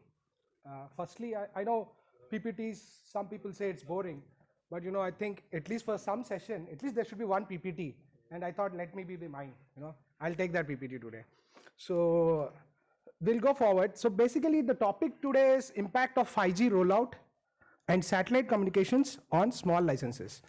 So basically, I thought, to start the session with, I thought I will give a, overall brief on like what 5G, what satellite communications are up to, and then how these things can help these small licensees to grow their business. That would be my, flow of PPT today. So first, 5G in India. So how it all started, it's since 2018, there's a 5G hackathon, it's Honorable PM's vision that the 5G, the gap between the 5G in India as well as in the developing countries, other countries, developed countries, should be very less. So that's where it all started. So we have the threat India 5G should come as soon as possible. So it has started with 5G hackathon. We have indigenous 5G test beds in IIT Chennai. I think some of them can use those 5G test beds in IIT Chennai and all that. Many companies have been using that as well. And then experimental licenses. Spectrum also was given on experimental basis. So all this happened. And then recently in July, we have done the spectrum auction, 10 different bands, which was held in July, out of which there are 3 new bands. And the mid band is the first time we have auction, which is 3300 megahertz band. And then there is an wave band called 26 gigahertz band also. These 2 are bands which we have introduced for the first time, which will enable the 5G environment and ecosystem in India for the wireless communications. And then 700 megahertz band, which have been put to auction since 2016. has been sold for the first time. So this band is very, critical in giving you the wide coverage, especially in rural areas could be and all that. So that's one. And then this auction, captive non-public network licenses were introduced for the first time. I think I'll speak more about that in maybe next slides, what this captive non-public network license is and all that. So basically this 5G is more about enterprise. Rather, in addition to customers, the benefit should be going to the enterprises. I think that is where the opportunity for these small licensees and small players also to tackle, to capture the enterprise market. So going forward, as in what all we did, like leasing of spectrum by TSPs to CNPNs, we said the spectrum which was auctioned can be leased. Establishing private captive networks through network slicing. You can, because network slicing as in a part of the network will be sliced so that, a dedicated service can be given and you can create your own USP there. E-band allocation, that's for the backhaul. We have done that also through this auction. And then the 5G rollout, it all started in October. Once the auction is over, the spectrum also got allocated. On the same day, we have completed they have paid the payments. This is the first time that has happened in the last 30 years. So 5G rollout, there's the status as on today, the things are happening. You could see around 5,000 to 10,000 towers getting installed every week in India. So Airtel, you could see Delhi, Mumbai, Nagpur, Varanasi, Panipat, Gurugram, Guwahati, and Patna. They have rolled out there as on date. And in Jio, Delhi, Mumbai, Kolkata, Bengaluru, Varanasi, Hyderabad, Chennai, Pune, and all district headquarters of Gujarat. Just a snapshot. I thought this is how the 5G stand is today. So then the question is like, I think many people might have heard these buzzwords, but I just thought, let me put in service profiles of 5G. There are three basic service profiles of 5G. Enhanced mobile broadband, EMBB, where the peak data rates can go to, 20 Gbps.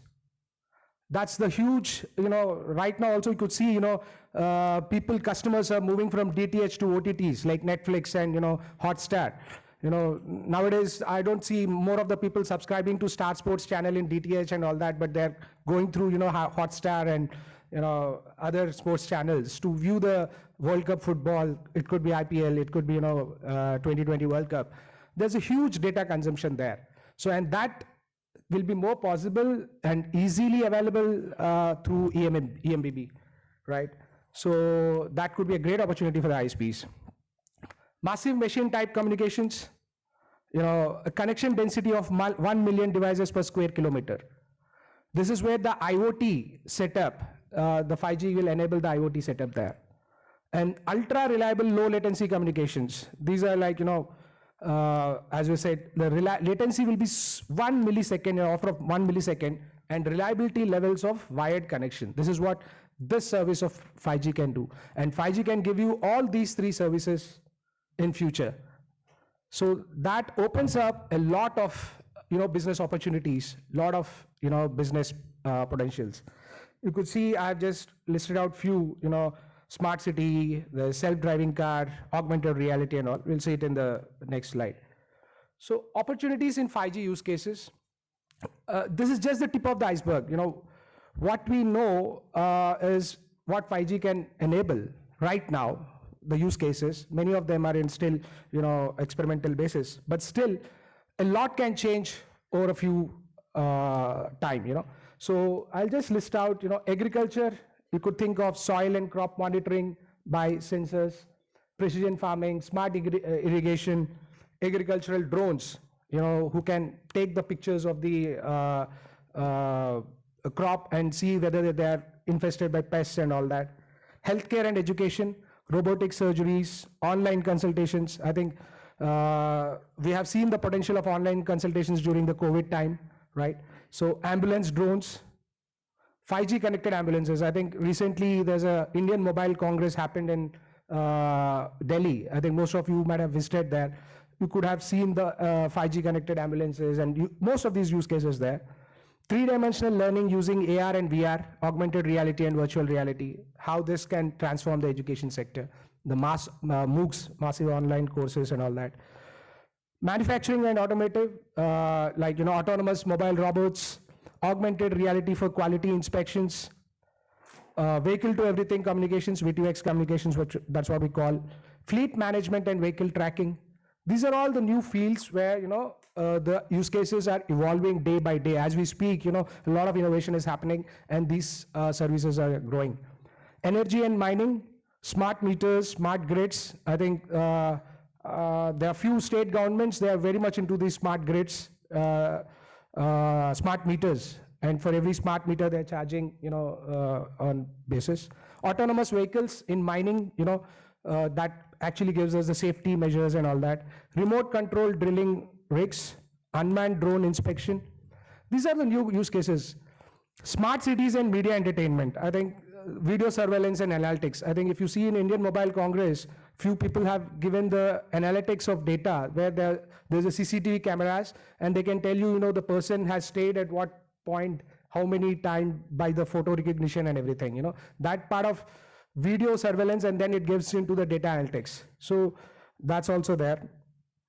And intelligent transport and traffic management, intelligent parking, AR, VR, all this is coming up in near future. So how our business is adapting to these new technological developments and making our business grow is what I think the future would be.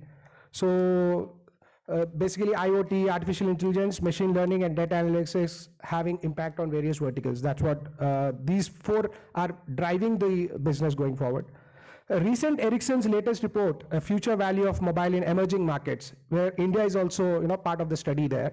It says, because of 5G, there will be 0.3 to 0.46% growth in GDP per year from now on. So now that we have seen what 5G is, and then as our topic also has satellite communications part, I just thought what satellite communications, as we see, television services, broadband services, mobile satellite services might be coming up. VSAT, we all know that, already there are also VSAT service providers. We have radio broadcasting, and then societal applications like teleeducation, disaster management, strategic services like secured communication and all that. So these are all the services which are getting opened up because of satellite communications. So in satellite communications also, as we see, there are quite a lot of innovation happening in aerospace sector, which is making, the launch cost of satellites and all cheaper. And thus bringing the satellite communications closer to reality. Here we could see LEO, MEO, and GEO orbits. We all know about the GEO orbits, the latency is very high. But with the advent of LEO and MEO, the latency has come down to 50 milliseconds and 135 milliseconds, which actually brings down, makes the possibility that even satellite communications can help you in, cloud computing, edge computing, and then, online gaming and all that. So these are becoming reality. Earlier, because of geo and all, maybe we couldn't do that. But because of this decrease in latency, we'll be able to provide satellite communications also. We'll be able to provide the online gaming and, other services which have low latency. This is just a small comparison. And now coming to, small businesses part.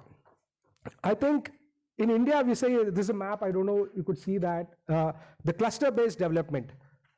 In India, in any part of the, particular area, there's a cluster which gets developed, where, that particular industry flourishes. So what I feel is, my opinion is that, the small businesses, wherever they stay, in their local area, they know the business better. They know, their customers better. So you can actually create your own niche and cater to that particular vertical where you are concentrated. That will enable, a more growth opportunities. So yesterday, even actually, I have seen, through VC, I have seen the Secretary Sir's speech also. He just said, don't stop just at connectivity, you have to provide a solution. That's where I also think, the small licensees, not just by providing the connectivity, your customers should be made, your clients, how they can build their solutions around that. Not just output, but also outcome through your connectivity. So basically, we all know about smart cities. So I think smart cities require smart ISPs and smart VNOs. So I think we all should go towards that. A few of the DoT interventions I thought we'll share in this forum because, it can spread word of mouth and may be helpful for you and your clients and all that. Recently, DoT has come up with Telecom Technology Development Fund. The 5% of use of levies and R&D is pushed into the R&D fund. So this scheme got opened and it is still open. State-of-the-art telecom technologies are there. Use cases are in quite a lot of use cases. You could see the technology domains there. 5G development under India 5G stack, 6G and beyond technologies, IoT and M2M development and other things were being eligible for this technology domain, and you get funding out of this also. This is there into your website also. You can also go through that. Recently, there's another initiative, Digital Communication Innovation Square under Champion Services Sector Scheme. You could see the last date is 20th December. Here, it actually promotes the ecosystem for research, design, development, proof of concept, and other things to promote India-specific application development. Startups, MSMEs, consortium, and individual professionals are eligible for this program. So you could see for a startup, the financial support up to 50 lakhs will be provided if you are selected for this scheme, and MSME up to 2 crores, and technology products require higher funding, so they're getting that. So I would sincerely, earnestly request you all guys, to spread this word of mouth, and you people also can, participate in this. Well and good. And also there's something called 5G Vertical Engagement and Partnership Program. All these are happening from the DoT side, to encourage this 5G ecosystem in India. Thank you. So I'll give it.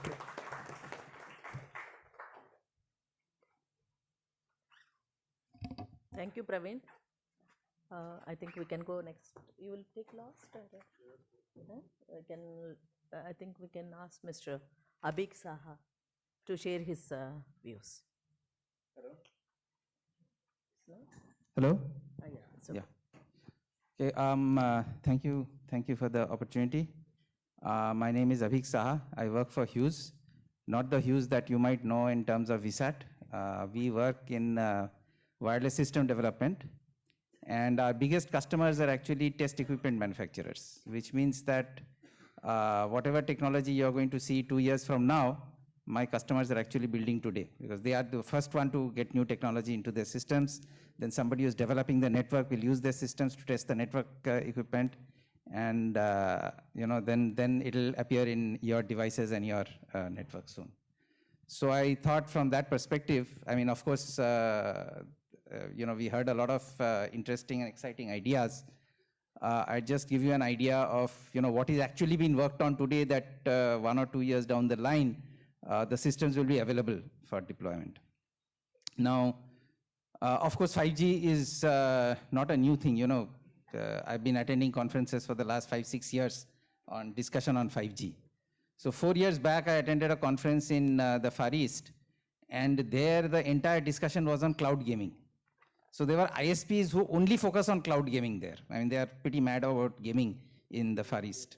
So they will come to your house, deploy your PC. I mean, cloud gamers are, mad about devices. I mean, they can easily spend 2-3 lakhs on an entry-level PC for which is gaming suitable. So these cloud gaming people will come to your house for setting up your PC. They'll set up your whole system. They'll deploy whatever connectivity fiber. At that time, it was mostly fiber, because gamers need very high bandwidth and very, very, very low latency.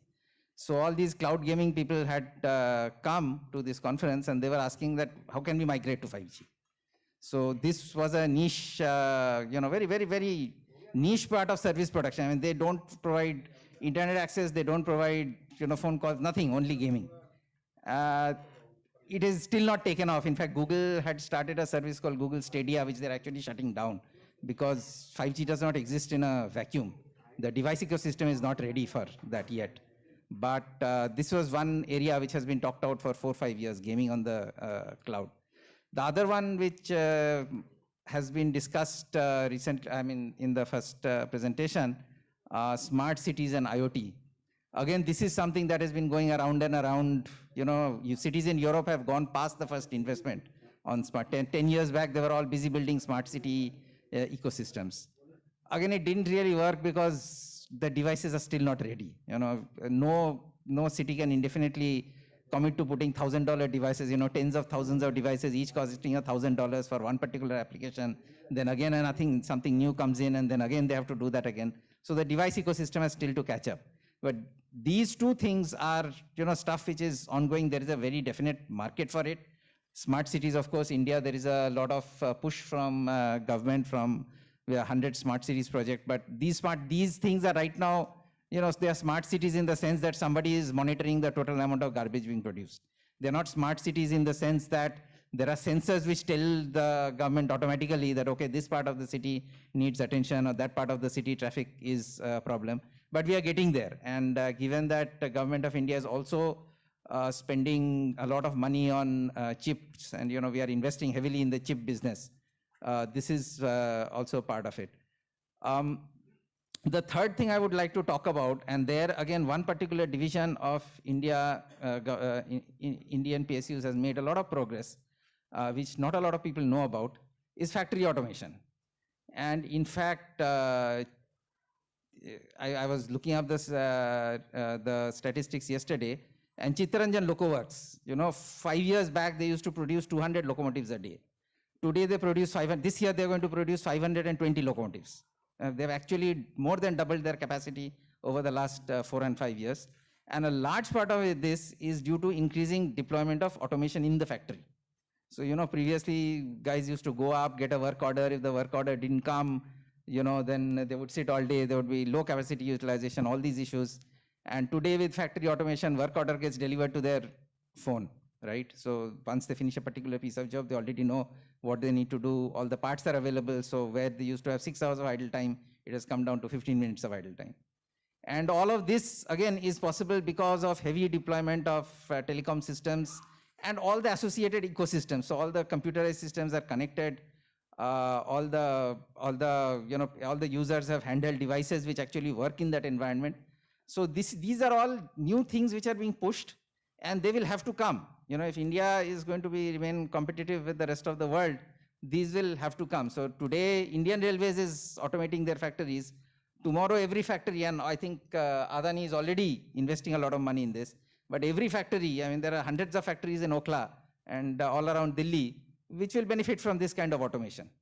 But of course, there's a big challenge. Like I said, these are brand new devices. So people who provide this service will have to learn the new devices, new technologies and new customers. Okay, these customers will have completely different requirements of their own. For example, a few years back, we worked with a company who provide hospital automation. Again, this is abroad. So all the nurses have this, this handheld device which gives them information about the patient, or all sorts of things around the hospital they give them. So the ultra reliable service that was talked about, that is essential for them. You cannot have a situation where somebody sends a crash cart message, for example. Some patient is going into cardiac arrest, right? That message has to get delivered. Cannot, and especially abroad where they take this kind of thing, there's a lot of lawsuit and a lot of litigation taking place. So 99.99959 delivery of services is very, very essential. And that means everything, the device, the system, the backend, everything has to work perfectly. But it's a very lucrative business for those who offer it, and they are willing to spend a lot of money on this. So these are brand new areas for service, which I think has been covered more eloquently. I would just say that from people who are going to provide this service, there is also a learning curve, and this is a start, I guess, but people will have to invest in developing the technology capacity. Today, if you're a customer, let us say, I take service from a local ISP, and if I ask the customer, I ask the ISP that, this Wi-Fi that you put in, it goes into glitches, it hangs, can you change it? Okay, so that is one kind of technical query. Now imagine the kind of technical query you will face if you're deploying it in a factory, right? Imagine the level of knowledge you must have to satisfy the procurement guy, the IT guy, the people on the floor, everybody. So it is a big opportunity, but big challenge as well. That is what I'm saying. It's a very exciting time with the deployment of 5G. So I'll hand it back to Revati ma'am. Thank you, Sahaji. We started with the opportunities and introduction what is the DoT is doing. And it's going very nicely with the practical difficulties, ecosystem, and what are the opportunities, the challenges, and where we have to really look into. Then I think with that, I'll hand over to Mr. Prabhat Sahu for his comments. It's already on. Yeah, good morning, everybody. It's a privilege to be here and to speak to all of you along with this great impact panel and great audience. Yeah, so yeah, it is already covered about what 5G brings and to the table. So I'll just maybe very briefly say, yeah, the 5G things have started to roll out in India, and also it has started everywhere else, something like 1 year back. With this, the main features that are coming through 5G is this, what it has been told multiple times, and I will repeat it because this is very important to understand, because that is what will drive the all the use cases that needs to be fulfilled by any operator. It's basically the ultra low latency of 1 millisecond, the extreme high reliability of 6 nines, 99.9999. 6.9 reliability means that there can be only a 32 seconds of downtime in a year, whole year. So that kind of reliability is getting offered by the 5G network. And of course, the extreme broadband connectivity of 10 gigabits and more in future.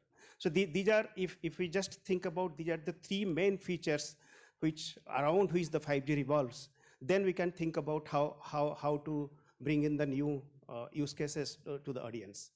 So, and of course, the other part I will cover briefly about the satellite part. But yeah, these things is what it is doing is that what we have seen it in Europe and America is that once the whole network, the infrastructure is laid out, then initially the big operators will be only busy with the metro cities and big cities. But there is a big opportunity lying elsewhere. The small cities, the A-class cities, the B-class cities, C-class cities, the villages, there also this broadband penetration is required. And right now in India, around 50% of the broadband penetration is there, 50 to 60% broadband penetration is there. And there is a huge audience still to be covered. And these small cities are slowly becoming the hub of business as well as for the education.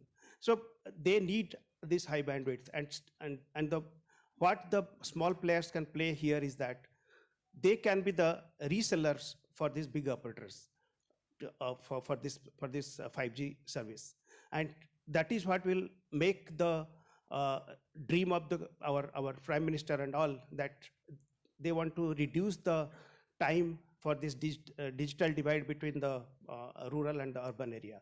So it will take more time if the small operators don't pitch in, but if the smaller operators pitch in, it will be much faster. So it will be accelerated many times once the small operators or small licenses comes into picture. And that is where the big opportunity lies for all the MVNOs or VNOs or ISPs. That is going to be practical and feasible. That is one thing. And the second thing is that there is a big opportunity also coming because of the satellite communication getting enabled. Satellite can reach anywhere. Okay, so what they say is that, and we can still have broadband connectivity into some areas using the 5G network, but not all the areas that can be covered. And there are opportunities lies there. What it is claimed with the satellite communication is that it can provide service continuity. That means it can go to anywhere. It can go to the peak of the Himalayan. It can go to the vessels in the sea. It can go anywhere and everywhere. So that is what the beauty of the satellite communication, and that pipe, that backhaul communication, which is currently missing from the 5G network to the remote places, will be served by these satellite hubs. So that is what satellite will bring in, and that is where the small players again can pitch in once the infrastructure is in place. And the second is the service ubiquity. Service ubiquity, they say that anywhere and everywhere the service will be. That means that if we have a Surajkund type of mela somewhere in a remote place, they can still get an data communication path if we use the satellite as the mode to reach that. We cannot reach them in any other way. It's a large gathering at some place which is not accessible to the 5G network. And similarly, there is one more thing that where the satellite communication comes into play is the service scalability. The scalability is that it can reach to a large number of people in a very short time. So that the feature called multicasting or broadcasting, because satellite beams are very large, and if there is a requirement to broadcast some content, or even one of the use cases that the automobile software makers, they want to upgrade the software of their customers, they can be anywhere. So they they use this kind of service to broadcast through the satellite beam to upgrade the software of the automobiles. So and of course the third thing is the in an oil exploration area, maybe where there are many IoT devices are there, and those IoT devices data needs to be known to a place where the final calculations will be done. So that is another place where this because it covers a very large area. So the oil exploration areas or similar such, or agriculture areas, or there the data can be posted through the IoT devices to those central servers. So that is how these are the type of communications that will be revolutionizing the way we work, the way we do business, the way people see the opportunities. So in all these areas, the satellite communications area, as well as in the 5G reseller, as a 5G reseller to the remote places, the opportunities are lying for the small operators, the VNOs, and that is how that is what we have seen it in Europe also. I mean, in the whole world, if there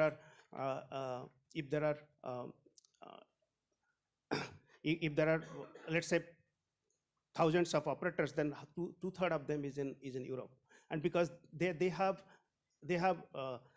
basically adopted this MVNO things much faster, and there is communication to every part of Europe right now using broadband because of that. You have be it satellite communication or be it 5G communication. So it is, and in America it is growing, and there is no reason why it will not grow in India. So this is how I feel that there is a big opportunity with 5G and satellite communication coming. It's a big opportunity for all the small players, those who have got licenses, and they are actually complementing the big players. They are not competing with them. They are complementing them to roll out the digital things, digital solutions, or digital communication or broadband communication faster than it was thought of. So the digital divide between the remote places and the urban places will be much lower and lower because of the small time operators. Thank you. That's what I just wanted to comment. Thank you, Sahuji. We have further entered into a satellite based, how it is going to help and how it will enable the India's vision to connect everyone, to provide broadband to everyone in a faster way.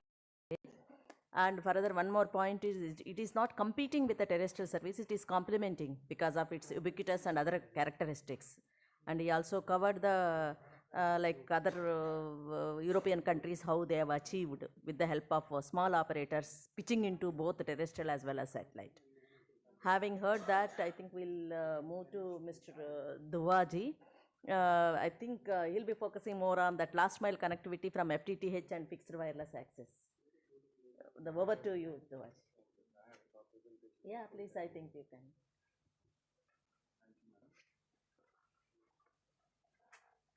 Otherwise, you can have this. It's not, you can use this, I think it's okay. Thank you. Yeah, thank you. So, नमस्कार, मेरा नाम विवेक दुआ, मैं BSNL corporate office Delhi में posted हूँ. Before coming to Delhi, I frankly worked in data centers in BSNL, and large part of my career I told I was more into IT systems. But Delhi आने के बाद जो मुझे mandate दिया गया कि BSNL में अब आगे फ्यूचर FTTH है, और आपको ये देखना है कि जो पार्टनर इकोसिस्टम है हम उसकी मदद से कैसे ग्रो कर सकते हैं, बिकॉज BSNL जो एक संस्था है उसको सबसे बड़ी गाली पड़ती है लास्ट माइल सर्विस के लिए. That has been the worst part for our customer service delivery. उस चीज़ को हमने एड्रेस करना है पार्टनरशिप मॉडल के द्वारा, because then partner with the business interest, with the profitability, and with the clear intent to service the customer will benefit the whole organization and the partner ecosystem as such. So that was the mandate given to me. Secondly, they asked me कि जब भी कोई partner BSNL के साथ जुड़ने की सोचता है उसको सबसे बड़ा दिमाग में ये डाउट रहता है कि इनसे साथ काम करने में पैसा मिलेगा नहीं मिलेगा, because typically all government systems have a very bad reputation of paying their partners. तो आपको ऐसा सिस्टम इवॉल्व करना है जिसमें ये डाउट ना रहे उन्हें कि हमारे साथ जुड़ने के बाद नुकसान हो सकता है. So you have to create a system which probably should be faceless, where a person should not be involved in paying out to the partner, and that's the best situation one can be in. तो क्या business करना है और किस ढंग से करना है ये सब चीज़ें बताई गई. And what we could achieve by numbers, if I have to share with you, today we are 26 lakh plus FTTH customers. In last 3 years we have done this, and frankly all credit goes to our partners who have made it possible. So hats off to all of them. There are 20,000 plus who do across the country in most challenging territories, I would say, because the other operators are largely concentrated in the urban geographies where we do more into the tier 2, tier 3, or we have a 30% market in the rural India. But the key thing that I was telling is कि आज अगर partner customer को service देता है और customer अपना bill भरता है तो बिना किसी की इंटरवेंशन के पार्टनर को उसके पैसे उसके बैंक अकाउंट में मिल जाते हैं. That is the process we have enabled, which has instilled a very large confidence in the partner ecosystem कि इनके साथ काम करने में फ़ायदा है. Incidentally, in this audience also I met one partner who is a BSNL partner in Himachal Pradesh, and I was taking his feedback also. So उनसे भी मुझे अच्छा feedback ही मिला. उन्होंने और भी चीज़ें बताई जिसके बारे में वो अवगत नहीं है, जानकारी नहीं है, which I still see is a problem in the communication world. The worst thing is that we are still not fully connected, fully communicating our policies, processes, incentives to all of our partners.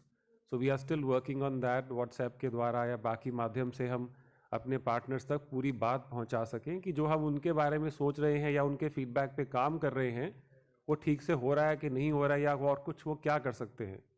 As an example, I tell you, I have partners which are only 5 to 7% जो FTTH देने के बाद उसके beyond क्या हो सकता है उस पर काम करते. आपने एक इंडस्ट्रियल कस्टमर को कनेक्ट किया FTTH पे जिसने आपसे 2000 या 3000 का प्लान लिया, तो आपको मालूम है कि उसकी बिजनेस रिक्वायरमेंट है. आपने उसके बाद हमारा क्लाउड PBX ऑफरिंग है, मतलब आज की तारीख में PBX आपको लगाने की जरूरत नहीं है, क्लाउड के द्वारा ही आप कस्टमर का PBX एनेबल कर सकते हैं. So partners can enable the cloud PBX to the customer. Physical कुछ भी नहीं लगेगा उसका, और उसके लिए एक ऑर्गेनाइजेशन की आइडेंटिटी क्रिएट हो जाएगी.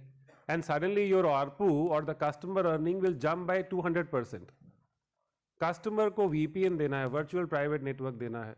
I think the same gentleman who is giving in Himachal, I saw his statistics, is giving more than 200 VPN circuits also. तो VPN देने में suddenly आपका revenue surge होता है.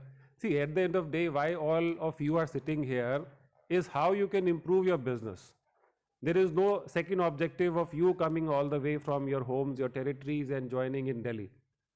But then how to improve business is not only dependent on spending more money into the business, it is lot more to do with enhancing your knowledge on the avenues of which you are not aware.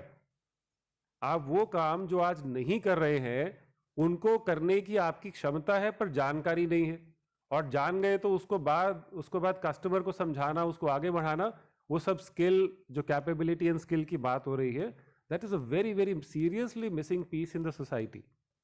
So we as an organization are still trying. We do a lot of training programs. Probably last year I saw almost 1 lakh man hours of training conducted. I regularly watch that because it is very heavily linked to my revenue growth. अगर मेरे partners well educated हैं, more evolved हैं, वो ज़्यादा business करने की क्षमता रखेंगे. फिर मेरे बिना कहे उनको और business करने में मज़ा आएगा.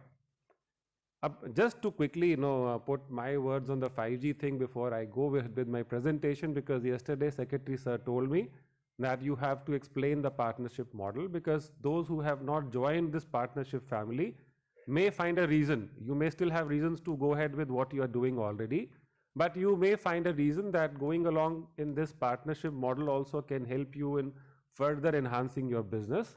I shared yesterday also during lunch hour with few of you. So I'll do a short presentation. 5G में मेरा सिर्फ इतना कहना है जो near future है 1-2 साल का. I try to step into future by talking to my friends or my relatives who are in the developed world in US or Europe कि वहाँ 5G में अभी क्या शुरू हो गया है.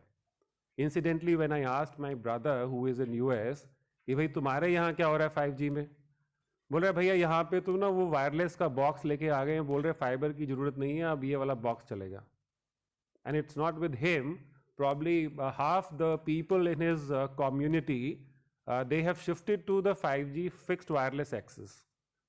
So this you must take a serious note, that what you are investing in today doesn't have a life of more than 2 years from now. And you need to be very watchful about that. Because see, I also know investment in the last mile fiber is not a small investment by you. Per customer, it could be anywhere between 3,000 to 5,000. And the ARPU today we are sitting on is 300 to 400. So it takes almost 1 year, 1.5 years to get into a positive IRR or whatever you call it. तो जब आपकी investment इतनी जा रही है और return के ऊपर इतना चैलेंज है, तो क्या आपको फ्यूचर की तरफ क्विकली नहीं देखना चाहिए? So 5G fixed wireless access is going to be the key thing for high-speed digital connectivity, not just in the urban, and probably more it would happen in the non-urban communities, because there the deficit of connectivity is the highest. Where the deficit is lower, the return on investment happens to be lower.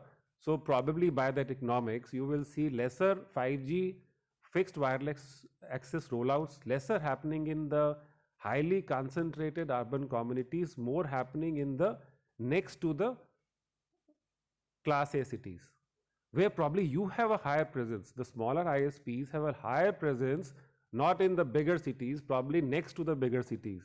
And there I see the challenge coming on the 5G fixed wireless access. अब ये तो जानकारी हो गई. अब करने के लिए कैसे होगा? My request to ISP Association would be, today a 5G core, believe me, I have been in the IMC also, I have seen elsewhere, एक 5G core का अगर आप बॉक्स लगाने लगेंगे सॉफ्टवेयर का, it will not be bigger than this. आपका एक 4U या 6U रैक के अंदर 5G का कोर आ जाएगा. आपको फिजिकली अपना 5G कोर अपने यहाँ रखना भी नहीं है. On the cloud the 5G core is available. And then comes the 5G radio network. तो मुझसे अगर आप कोई पूछे कि 5G का मुझे अगर शुरू करना है रोल आउट और अपने एरिया में 1000 कस्टमर लेने हैं, कितना समय लगेगा? My only question would be कि जो लास्ट माइल का बॉक्स है वो कितने का मिलेगा? पीछे का काम तो 2 दिन में हो जाएगा. अगर वो बॉक्स आज 15,000 रुपए का है, which I made assessment recently, probably to bring that cost down to a level of 3,000 or something around that, will help me in quickly telling the customer कि it doesn't cost much to connect on a 5G box for your 1 gig requirement, right? But if you tell 15,000, customer बोलेगा ठीक है, पहले fibre वाले को बुला लेते हैं, 2 साल चला लेते हैं, फिर आपकी बारी आएगी तब आपसे बात कर लेंगे. That's how the customers take decisions, right? So how to quickly enable the service partners, the smaller ISPs on a 5G spectrum, to be enabled for them to enable a 5G core on the cloud, and then a low pricing on the 5G device to be rolled out to the customers. इन 2-3 चीज़ों पे अगर आप as an association, not as an individual I am saying, because it's very difficult to handle this whole problem of economics and technology as an individual, I am repeating, then it can be very, very easily sorted out. As a partnership program also, I'm telling, we as an organization are working on a strategy that's similar to air fiber. I'm just giving you an example because it's a very practical example. Today we started this program last year, air fiber. मतलब कि customer को fiber वाली speed देना but air पे देना, मतलब radio पे. तो आप में से अगर कुछ लोग already जानते हैं air fiber पे, we do this connectivity to the customer on the unlicensed spectrum, which is the Wi-Fi 5 gig spectrum. उस पे हमारे partners, last mile partners ही customer को radio modem लगा के enable करते हैं. So उसी methodology में हम 5G unlicensed this Wi-Fi spectrum की जगह अगर 5G spectrum पे ही roll out कर दें, तो same connectivity benefit जो है customer को मिल जाएगा. As simple as that. And today partners are already well equipped, well knowledged, entrenched how to do it. तो जानकारी भी है उनको. तो हम इस मॉडल को कोशिश कर रहे हैं अनेबल करके पार्टनर्स के थ्रू कस्टमर्स तक पहुंचाएं. दैट इज आवर स्ट्रैटेजी और approach. But probably you can also work on a similar strategy where as a group you can have that 5G core and similar things organized, and it is well doable. So think on these lines, because next 2 years maximum of the rollout on 5G will be on the FWAs, that what I see sitting here. On the industrial side where you have a lesser access of the market, जो IoT और बाकी चीज़ें बात हो रही है, उनमें आप लोगों को relatively कम access रहता है, because वहाँ पे enterprise sellers हैं, बाकी लोग हैं, वो सब उनका एक अलग strategy रहता है customer तक पहुँचने का. So this is what briefly I could say. I'll do 15 minutes on the presentation. Is that okay? Or you will summarize before that? Yeah, time is given up to 1:30. I think we have to give some time for question answer session as okay, well. Okay. So probably we are. Okay, I'll do very fast. Give me, because secretary sir बोले तो मैं कर देता हूँ. Yeah, 5 minutes I think. Yeah, take. Okay, fine. Then we can have at least sufficient time for question answer session.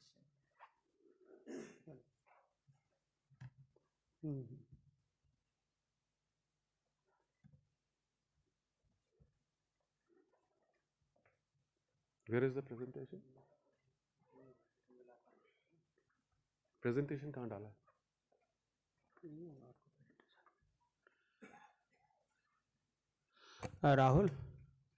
Rahul, please send the Rahul. Yeah, I think. Yes. So, yeah, you go ahead. So we open the floor for question answer, please. Any questions? Yeah, please. Sir. Hello sir, hello ma'am. My name is Narendra Singh. I am from Bareilly, RSPS Online, my ISP name. And recently I have done a project, Smart City project. So I have deployed underground fiber, the whole city. Now as sir said, now it's just 2-year time, that after that there will be like no requirement for fiber. Everything will be on wireless routers, and connectivity will be very fast. So how can we survive in this kind of environment? Is there any projection? Please go ahead with your question. No, he has already asked the question.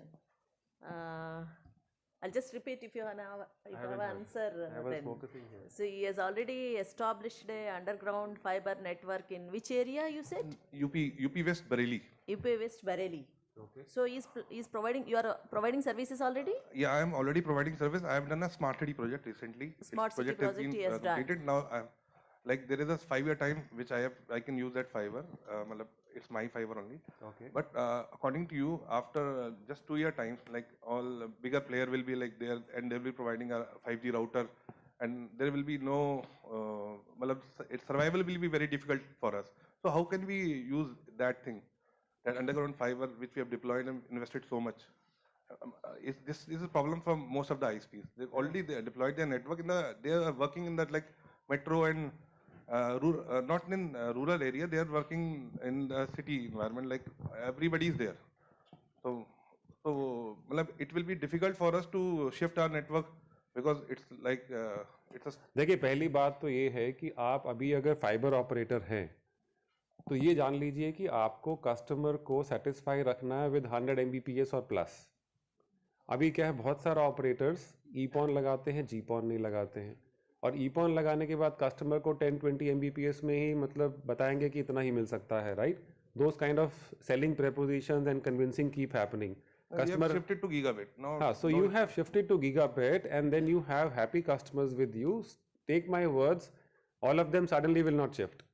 A customer who has a genuine 100 Mbps today will not quickly migrate to 5G. But new customer will. But new customers definitely you will have a challenge because उनके अंदर roll out का जो एक time होता है आपके यहाँ पे कि नए एरिया नए पॉकेट को पकड़ना है, फाइबर नेटवर्क बिछाना है, करना है, तो जहाँ जहाँ आपका फाइबर पहुँचा है पूरी कोशिश करिए कि जितना मैक्सिमाइज कर सकते हैं अपने वहाँ पे पेनिट्रेशन को वो आप जल्दी से जल्दी करिए। और कस्टमर अगर खुश है तो 2 बार सोचता है आपको छोड़ने से पहले, और थोड़ा सा भी नाराज है तो फिर 1 बार भी नहीं सोचता। नहीं तो जैसे हमारे जैसे आईएसपी जिन्होंने लाइसेंस ले रखा है उनका कोई हाइब्रिड फॉर्मेट कुछ अगर डीओटी की तरफ से, ये hybrids also will come up, that is for sure. आपको अपने ही एरिया में मतलब बीएसएनएल में अभी इमीडिएटली नहीं कह सकता, उसी एरिया में 5G as a partner roll out करना है, पॉसिबिलिटी सर्टेनली बनेगी फ्यूचर में।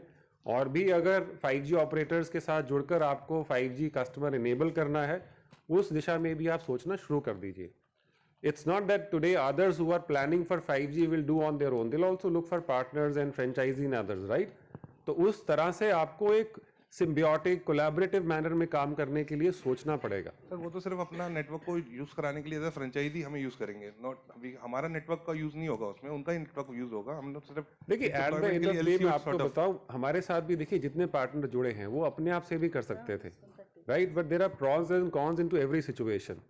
अब अभी क्या है, हर नेटवर्क रोल आउट में बहुत पैसा लगता है, फाइनेंशियल मसल चाहिए उसके लिए, फिर नेटवर्क कंप्लायंसेस में इतना सारा जो आपका दिमाग खर्चा लगता है वो सब चीज़ें हैं। So things are not becoming easier, they are becoming complex only. So you have to reduce your complexity from your business and see that you stay focused on your customer. तो इस चीज़ के ऊपर मैं अपना प्रेजेंटेशन दे रहा हूँ, एक बार सुनिए आप, फिर आप डिसीजन लीजिए कि आप एक राइट बैलेंस कैसे स्ट्राइक कर सकते हैं to stay in business. That is my point, right? And I feel that because all of you carry so much of experience in customer service, आपको अपनी मैक्सिमम एनर्जी, अपना मैक्सिमम पैसा उस दिशा में लगाना चाहिए बजाय कि बाकी दिक्कतों को समझने के लिए जो आपकी पकड़ से बाहर हैं या ताकत से बाहर हैं। Thank you.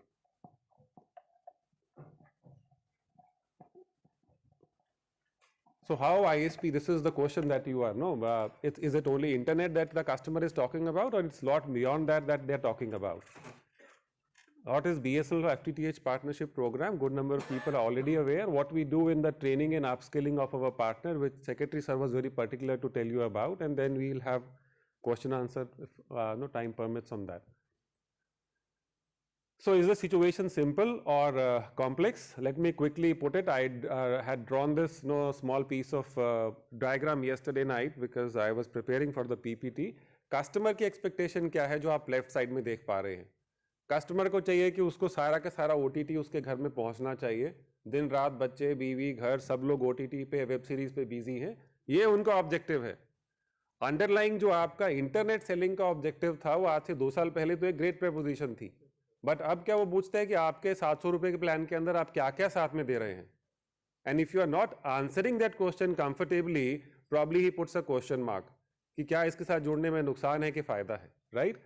So what we are saying, we are the core network here, और the data traffic problems 1 gig है 10 gig है जितना है वो हमारे पास है। Then the OTT partners, today BSNL has almost all large OTT partners as their partners to give the OTT services to the end customer. और जो हम पार्टनर से एक्सपेक्ट कर रहे हैं वो है कि आप अपना OLT और कस्टमर के घर में वाईफाई और बीच का जो फाइबर या स्प्लिटर है, आप सिर्फ इस चीज पे ध्यान दीजिए। इसको सब करने के लिए आपको जो एनेबलमेंट चाहिए वो BSNL आपको देगा। और फ्यूचर भी आप देख लीजिए, फ्यूचर में it's not just OTT where I started as an example, future में कस्टमर आपसे ये सब चीजें ही एक्सपेक्ट करने लगेगा। और अगर आप कहें कि आप ये ऑफरिंग लेकर आ रहे हैं वो आपको रिस्पेक्टफुली देखेगा। अगर आप कहें नहीं साहब ये तो जियो का तमाशा है या एयरटेल का तमाशा है या BSNL कुछ कुछ कर लेता है, they are not going to listen to those answers. वो आपको मानेगा कि शायद आप स्मॉल टाइम ऑपरेटर हैं और आपके पास वो सब प्रोडक्ट्स नहीं हैं जो एक बड़े ऑपरेटर के पास होते हैं, तो शायद उनके साथ जुड़ने में ही उनको फायदा है, आपके साथ जुड़ने में नुकसान हो सकता है। And we already experimented on Google home devices. हमने 1 साल और 6 महीने के प्लान के साथ गूगल होम डिवाइसेस कस्टमर्स को दिए। It had excellent uptake. Now we are launching this Amazon Fire Stick from January, where customers with 1 year subscription or 6 month subscription will get a free Amazon Fire Stick. तो ये सब चीजें जब आप करते हैं ना, कस्टमर की एक जेन्युइन नीड है, बिकॉज उसके पीछे क्या घर का एंटरटेनमेंट है या IoT है या ये सब है, वो सब डिवाइस इकोसिस्टम जो जुड़ता जा रहा है घर के अंदर, अगर आप लोग उसके अनेबलर है तो ही उनको लगता है कि you are the right service partner, you are not just the internet partner. So what we are saying that the backhaul, which is the critical costly piece in the whole service that you deliver to customer, we take care of you and there's a zero price for it when we take you as a partner. Then there is lot of caching and peering today, because आप जब live football match देख रहे हैं या ये सब चीजें देख रहे हैं, every month we are adding more and more servers for caching and peering the content coming from YouTubes or other content providers.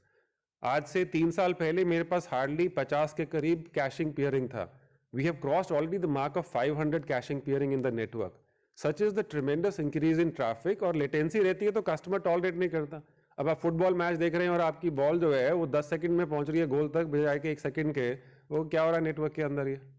तो you should not become the laughing point for the customer and you need to invest. I am repeating, you need to invest.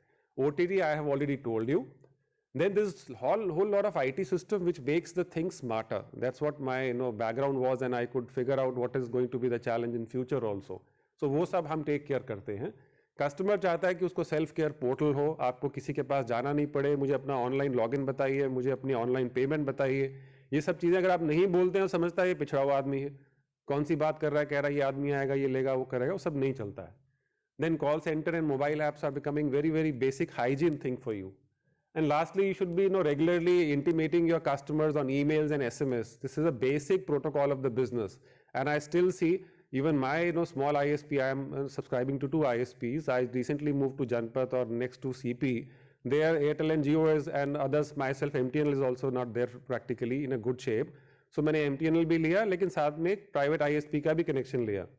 Same problem that somebody was telling. कोई email SMS notification नहीं आता, because I need internet, I have subscribe. और अगर मेरा bill भी देखिए तो वो कोई GST VST कुछ नहीं है, साहब आप पैसे दीजिए आपका इंटरनेट चलेगा. But I am helplessly getting into that situation because I know I need internet. But it is not something which will stay for long, that's for sure. It will not stay for long. So the business case, probably you are pretty aware. I'll go faster on this. हमारे साथ जुड़ने में basic investment कितना जाता है? 3.5-4 लाख के करीब. आपको वेरिएबल कॉस्ट कितनी लगती है? सालाना करीबन 2.5 लाख के बीच. और आपको कस्टमर से मैंने ARPU 300 रुपये लिया, which is the revenue share. My current ARPU is 650. So I am assuming 50% अगर आपको मिलता है तो 100 कस्टमर के पीछे कितना मिलेगा? I am assuming that with in 1 year on 1 OLT, my partner will acquire 100 customers to have a healthy stay in the business. With this, I have put the numbers, and we are seeing that within 1 year acquiring 100 customers, the partners are in a healthy shape. And I have partners who have invested 1,000 odd OLTs also in the network. Today we have 35,000 odd OLTs in the network, all invested by the partners. So it tells that there is a genuine growth of business. There is a genuine faith of the partner ecosystem that how things are happening, and it's helping them to grow only. So quickly now, I'm coming to the closing of my side. We have a training program, which is a 5-day training program. We call it the SWIFT training program, an acronym for Skillfully Wiring India with Fiber Technology. So we do a lot of coverage in the 5 days, training our partners that what all they can do, and it comes under the Karm Yogi program run by the Government of India. So it's an upskilling program. We educate our partners for the good practices to be followed and the multiple IT tools that need to be used. So fiber to home we cover in that. Then air fiber is the product that I was telling you, which is now probably connecting a lot of challenged territories in the country. And then we do a lot of PDO and Wi-Fi business also, which we train our partners how they can do it. Then the SIP and cloud PBX business also I was telling. My partners now do almost 70% of the SIP sales that we do across the country. तो उससे क्या होता है कि आपने एक 300 रुपये का कस्टमर लिया और सडनली एक 30,000 रुपये का कस्टमर लिया. This hell lot of difference. But ये ही पार्टनर जिसने FTTH जोड़ा हुआ है कस्टमर के प्रीमाइस में, उसी FTTH पे SIP का बिजनेस भी राइड कर सकता है. ये उसको हम जानकारी ट्रेनिंग प्रोग्राम में दे देते हैं. बाद में उसकी सेलिंग एक्यूमेन है, उसकी कैपेबिलिटी है जिसको वो यूज करेगा, बट जानकारी देना, उसका इंसेंटिव प्रोग्राम बताना, वो सब बहुत जरूरी है. And then we have lot of IT tools, जिसमें मोबाइल ऐप है जिसके द्वारा आप कस्टमर का पावर लेवल से लेके fault details and all that. So उसको किसी भी चीज में इन्वेस्ट नहीं करना है. All this enablement happens through BS program. आने वाले समय में आप देखेंगे कस्टमर कंप्लेंट ये नहीं आएगी आपके पास कि मेरा इंटरनेट स्लो है. वो बोलेगा सब कुछ तो घर में ठीक है लेकिन जो टीवी पे मैच देख रहे हैं वो स्लो है, उसमें बफरिंग हो रही है, आपका आदमी वहां हो रही है. So you cannot afford to lose the customer.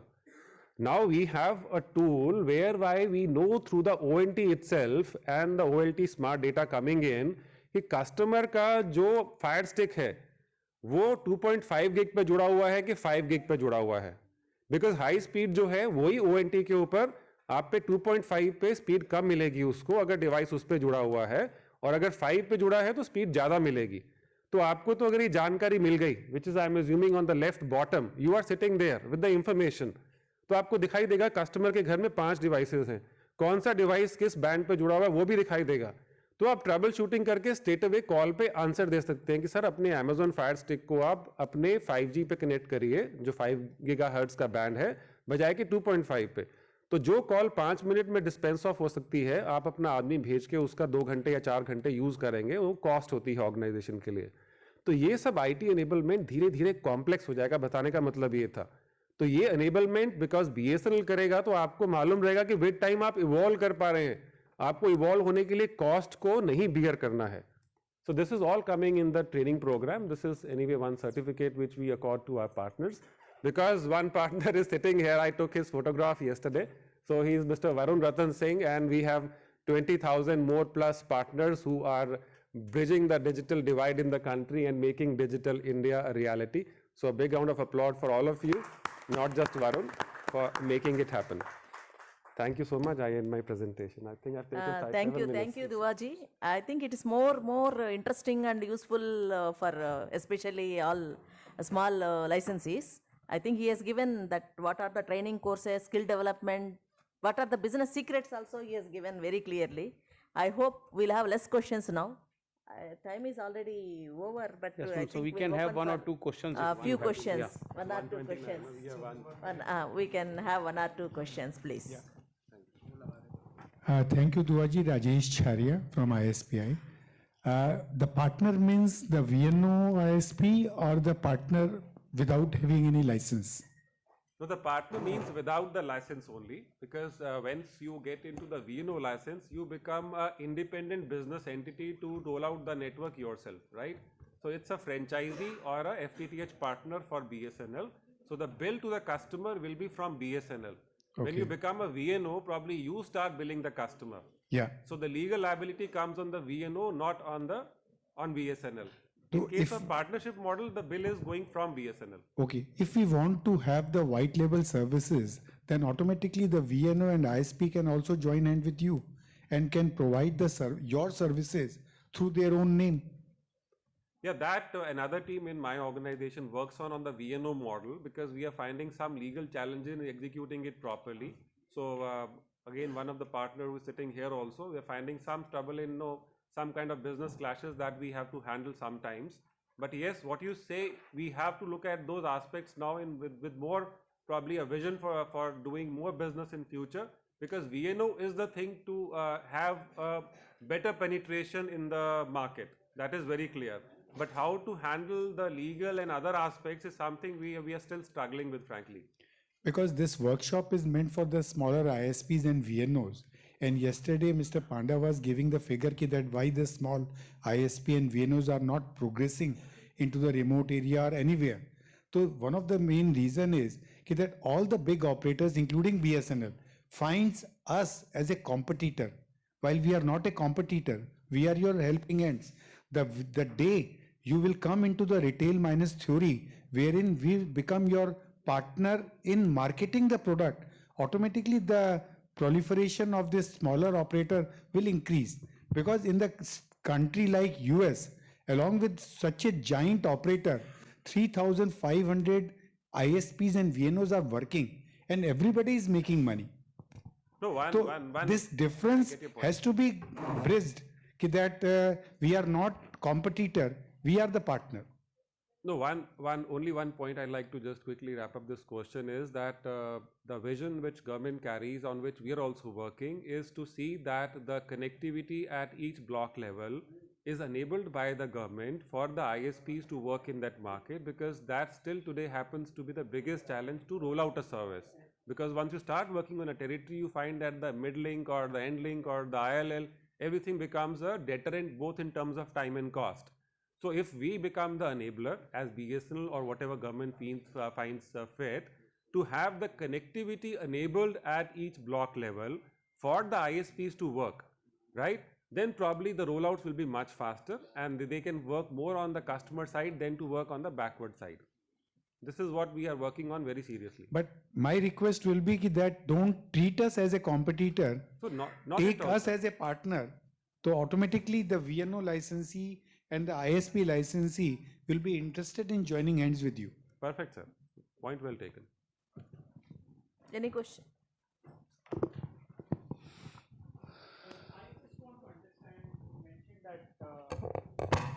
ISPs can possibly look at a 5G rollout. How do we access spectrum here? I don't think we can buy or lease spectrum here, right? Yeah, that's what I said. As an association, you We have to, okay. you have to see, first is you carry a vision that you need to do this, right? First of all, That's that right. thought itself has come to you now. Probably you have taken my point seriously is the first thing to happen. But if you have accepted this as a group, then probably you are ready to take up that challenge and talk to the government that yes, we as an ISP who are well entrenched in the geographies across the country are geared up to do this. And the core network and other blah blah today are not a challenge at all. They are getting enabled like this. But then the spectrum which becomes the problem for the last mile to happen, you have to work on that problem. Regarding this ISP spectrum, I'd like to add, earlier ISP people were given spectrum in the some licensed bands through administrative method, like small ISP, C, B, and some people used to operate in the relicensed bands. Even now, there is no bar, I think you operate in the relicensed band. Subsequently, the TROI reference has been made to TROI how to assign the spectrum. Still, I think DoT is looking into it. Different bands, definitely not in the IMT bands. Sure. So one more thing which, like, I operate in Himachal in the remote mountains, right?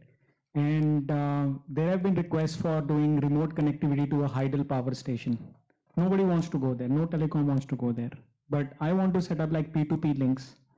And I've always wanted to figure out how I can purchase a spectrum, like just for a point-to-point link. How do I? You can do it. It's very easy. It's very easy. I think now shortage of time, I can just give. It is a point-to-point. It is not in any other IMT bands. It is a microwave links. We do give. Like any entity, any company can apply for it and they give. They get. But you have to take some license for it also. You have to take a license. You have to pay annual spectrum charges for using it. Not a service license sort of thing. You need not pay any AGR and all on that. It's a captive license you will be doing for operating that frequency between 2 points. For point to point also you have to take, you cannot take point to point other than ISP services. That is mandate in your. I think I just clarify his question and your question. When you are providing a service to so many customers, so many companies and all, you are a service provider, you have to take a service license, then you have to go for spectrum, then you are treated differently. His question is some two companies, Hydel Power, they want to connect. That Hydel Power company itself, you can tell them they can apply for a license for their own captive use. Even today, there is a provision and people are applying. No, ma'am. My question is something else. So they want internet connectivity at that remote site. Oh, they want internet connectivity? At that remote site. Oh, that as a provider, now you, exactly, you are providing services. You are providing public service. So we are already doing internet service. Exactly. But they need an internet connection. And you cannot do with the wireline, you need a wireless spectrum, Yes. that's what you are telling. That's right. So that government is not yet working on that spectrum assignment to these ISPs. But whether your it is to- unlicensed thing doesn't help there? No. I mean, So it long can work. I mean, unlicensed point-to-point connections are possible, But limitations are there. but for there are that. limitations, right? I mean, data transfer limitations could be there. Yeah, that's point. It's So still use government is multi-radio, at working on least you it. can go till 500 Mbps or something. Right. which is So, ma'am, if this could be taken as a point in your feedback. Yeah, I Yeah. think it's already there. Government is working on the draft bill and we are trying to address all these spectrum assignment issues. And is the spectrum assignment online? Is there a process online to apply? Because I haven't seen any of that. It's there. The prior session, people were discussing about Saral Sanchar and all. See, the Saral Sanchar portal is for licensing portal, and Saras is for payments, like charges collection and all. The Saral Sanchar portal, we have made almost all the licenses online, WPC licenses as well, for the frequency assignments, not for ISP assignment, because ISP assignment, it is not yet decided whether to do administratively or through auction, because he is a service provider providing services. Whereas for other captive users and all, we have brought online, and you can apply. It is saralsanchar.gov.in. You go to WPC, still you have any doubt, you can contact us, there are mails and all. वो 45,000 वाला जो आप customer acquisition का कह रहे थे, सब crowd को जो एक्सप्लेन कर दिए तो फायदेमंद होगा. Second, Who is that? Can you just? कल आपसे बात हो रही थी. Please raise your hand. Who is talking? Can, Yeah, so that we okay. can see. कल आपसे बात हो रही थी कि अगर रूरल एरिया में कोई कस्टमर एक्विजिशन बीएसएनएल के उस पर करता है तो 45,000 आप पे कर रहे हैं उसे कस्टमर एक्विजिशन का. सेकंड, जो बीएसएनएल है वो हमारी ओएलटी पे डिलीवरी नहीं करता है, वो एक्सक्लूसिव मांगता है, जबकि वो अपने अलग स्पेक्ट्रम में चल रहा है, मतलब आईएसपी, तो उसको हमारी ओएलटी पे भी डिलीवरी कर देनी चाहिए. ये jointly request from all the ISPs. So the first thing, anyway, you have told, I am repeating on again, 4500 is one incentive program that government is running for doing FTTH connectivities in the rural area. It's called the BharatNet Udyami program, which we have run from 1st of October and will be running till end of December or maximum in January, because there's a mandate to connect 1 lakh odd homes. It's a pilot program being run. Probably it may get a bigger number or volume in future, we are not sure. But this is what we are currently running, and per customer, as you said, 4500, which we pay to the partner. We get from government and then it's paid to the last mile partner.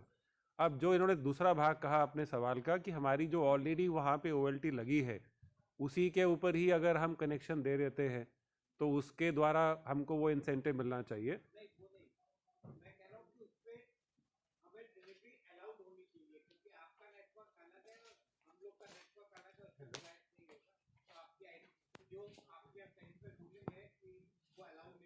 नहीं, ठीक बात है आपकी. तो वही मैंने आपको अभी अपने जो 5 मिनट पहले कहा कि जो ओवरऑल सोच गवर्नमेंट की जा रही है कि आप ब्लॉक लेवल पे अपनी कनेक्टिविटी पहुंचा दीजिए, उसके बाद जो भी लोकल आईएसपी उस एरिया में अपनी ओएलटी या इक्विपमेंट को रन कर रहा है वो उस कनेक्टिविटी से पैच करेगा और अपनी सर्विस को रन करेगा. So you have to simplify the whole problem in this manner that the existing infrastructure of the ISPs get leveraged by enabling their backhaul back into the BharatNet, which they will get connected to the block OLT.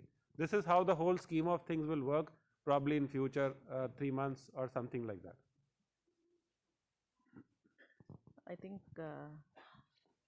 your lunch is getting delayed. Yes, yes. No, we have another session, ma'am. You have one more session, I think. So I request, if there is no question, I request my colleague Amit Ramkishan Sen to present a vote of thanks on behalf of NICF and all. आप सभी को नमस्कार. मैं रामकिशन यहाँ उपस्थित सभी प्रतिभागियों, विशेष रूप से NICF ऑर्गेनाइजर स्टाफ और ISP वीएनओ कम्युनिटी की तरफ से मंच पर आसीन पैनलिस्ट का हार्दिक आभार प्रकट करता हूं, जिन्होंने अपने ज्ञान, कौशल और अनुभव को हमारे साथ साझा किया. कोई भी नई टेक्नोलॉजी अपने नेचर में चुनौतियों और भावी संभावनाओं को एक साथ समेटे हुए हमारे सामने आती है. 5G और सैटेलाइट कम्युनिकेशन के इन्हीं चुनौतियों व संभावनाओं को इस मंच से जिस तरह से साझा किया गया है, वो न सिर्फ यहाँ उपस्थित ISPs को अपने बिजनेस मॉडल की बेहतर समझ प्रदान करेगा, बल्कि हमारे आदरणीय प्रधानमंत्री जी के डिजिटल इंडिया और स्मार्ट इंडिया के सपने को साकार करने में, आपके एंटरप्रेन्योर स्किल्स को निखारने में निसंदेह मददगार साबित होगा. एक बार पुनः आप सभी को धन्यवाद तथा हार्दिक आभार. I request DG sir to please come on the dais and present memento and shawl to the dais. आप लोग प्लीज आगे. I request DG sir to present shawl to Ma'am Revati.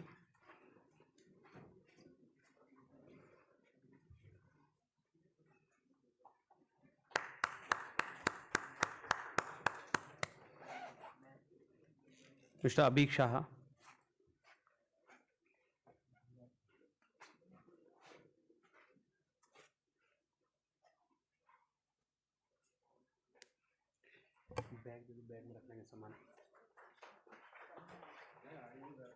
Mr. Prabhat.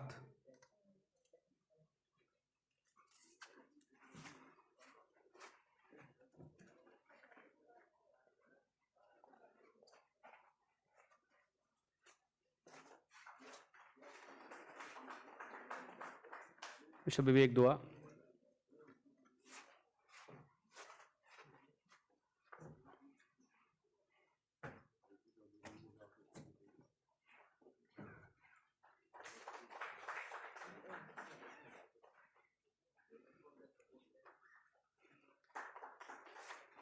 Mr. Venkata Praveen Pogri.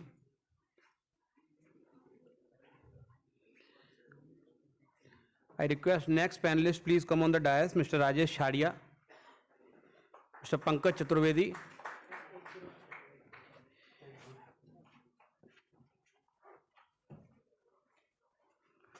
Mr. Gaurav Gupta, Prashant Chadda, and Sri Venkat Ramanan.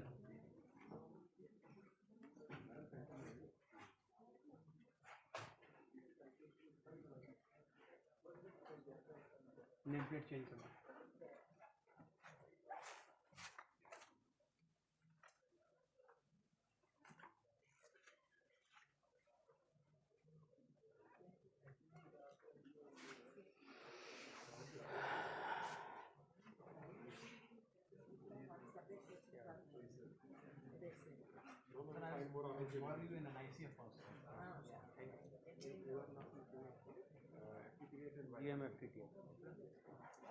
Name plate change कर दे बेटा फटाफट. Name plate change कर भाई. बीच में राजेश खड़े लगा देना. दो लगा देना.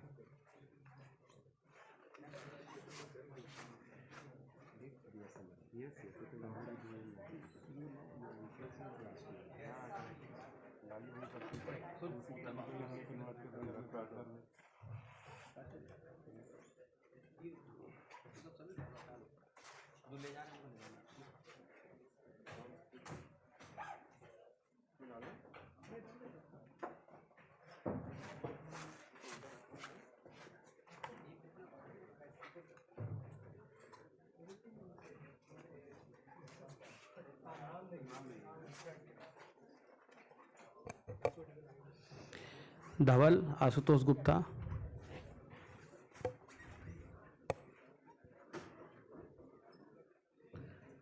मुप्पा अशोक, अभिलाष,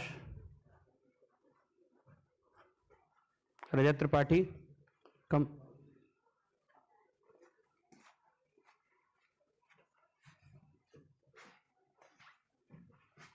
प्लांटर ले लो यार.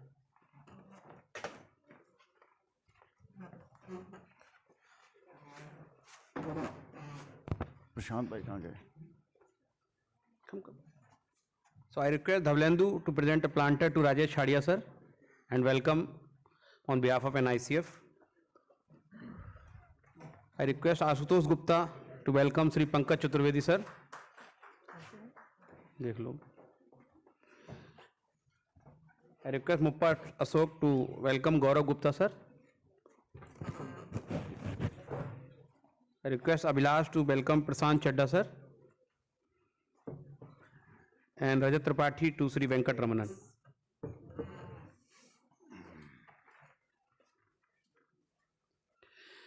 So sir, you have 45 minutes around.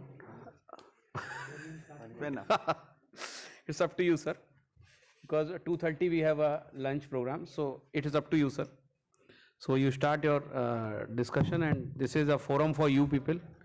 So you can start. Thank you, sir. Thank you, Manish. Thank you, sir.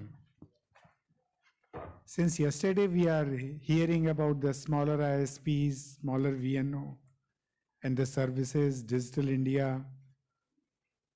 Today, I am having the team of SPY, which consists of VNOs also, which consists of ISPs also. And we will be sharing our thought process, what we have done. 2019-20 was the pandemic year, and everyone will agree that we have done the thing very smartly. Especially I'm talking of the smaller ISPs. We have done a great thing to our country without thinking of pandemic, COVID. Our team was there at every home, and we were able to install the connectivity at that time also without thinking that we can also suffer with the COVID. And this thing was appreciated by Honorable Minister as well as our Secretary, that we ISPs has done a great job. Recently, last year, our minister has proposed a reform for our sector. And believe me, in last 20 years, we have never thought that any reform will come for our sector. And the first reform was introduced, and they started working on the second reform also, to how to facilitate the licensee so that they can also give best services to their users. The intent is very good. The intent of our Honorable Minister, our department is very good. But it is taking time. And after getting the experience of first reform, now we are not able to keep our patience the same way, what we have kept from last 20 years. Panda Sahab has yesterday given a lot of figure. Very frankly, that was a very discouraging figure, especially for the smaller ISP and the VNOs. But Panda Sahab, smaller ISPs are there in rural. If you remove that 5% from your chart, so automatically the rural figure will come down to almost zero. Because the smaller ISPs are there. The gentleman who was saying that the power company was asking the connectivity where not the big operators are interested in going. So this is the quality of the smaller ISP and VNOs. And I'm talking especially of the VNOs. VNO, who was the VNO? Earlier they were the DID operator. And now from last 4 years, they have been shifted to the licensing regime of VNO. And again, if the VNO is not there, the fixed line services or the landline services will be again, only the BSNL will be there. Nobody will be providing you the landline services. So this is the speciality of smaller ISPs and smaller VNO. Yesterday and today also, we have requested for the lot of representation or demand in terms of GST to bring down the cost, in some terms of simplification or ease of doing business, because you have made the license, but what you have done for the category A, category B and category C, there is the same licensing condition which is there for the A, and the same licensing condition is for the C. One thing you have to understand, if the category A or the large operator or the integrated operator has got 100% into the regulatory team, in smaller ISP and the VNO, only 1% who is the entrepreneur is the regulatory team. So he is the one who has to do everything, including marketing, technical and compliance. So how to simplify the compliance? That's our demand from a very long time, so that we should be giving more and more focus to our sales and technology development. Today we are going to discuss all these things, I will start from Gaurav Gupta. He's a small operator from Delhi. Mr. Prashant Chadda, he's also the small ISP and the VNO from Gurgaon. Mr. Venkat Ramanan, no doubtly category A, but in terms of business, small. And one big operator who was coming funding from the overseas. So I'm just bringing him also so that he can also explain to you his problem. So we should not be keeping this only for the smaller and smaller. We should include also the big so that it should be a complete ecosystem. Thank you. Pankaj, let's start with you. Yeah, thank you, Rajesh ji. So you guys just heard Dua ji a little while back. He was talking about the BSNL plans and the way BSNL is currently offering their franchisee or a partner program. So let's understand that this suddenly this internet business has become a big boys game now. So the time has come for us to collaborate, first of all, whether you want to collaborate with a large operator or you want to collaborate amongst your peers. A decision needs to be taken now, because it's no more that 64 kbps line when you used to run a Cat5 cable. I don't know how many of you know that the cable operators were the ones who started the internet services everywhere. They, without a license, they used to buy some 256 kbps or a 512 kbps bandwidth and through the wires, Ethernet, putting switches. And all those customers were later on acquired by the ADSL, and subsequently ADSL got shifted to FTTX. So this model will continue to work. Remember that. You need to decide where you want to be, where you want to operate in. The internet requirement is going everywhere now. It is not just it's an urban phenomenon. It's an even rural, semi-urban. And right now, for the bigger operators, there is not much of a business case in going to many areas right now.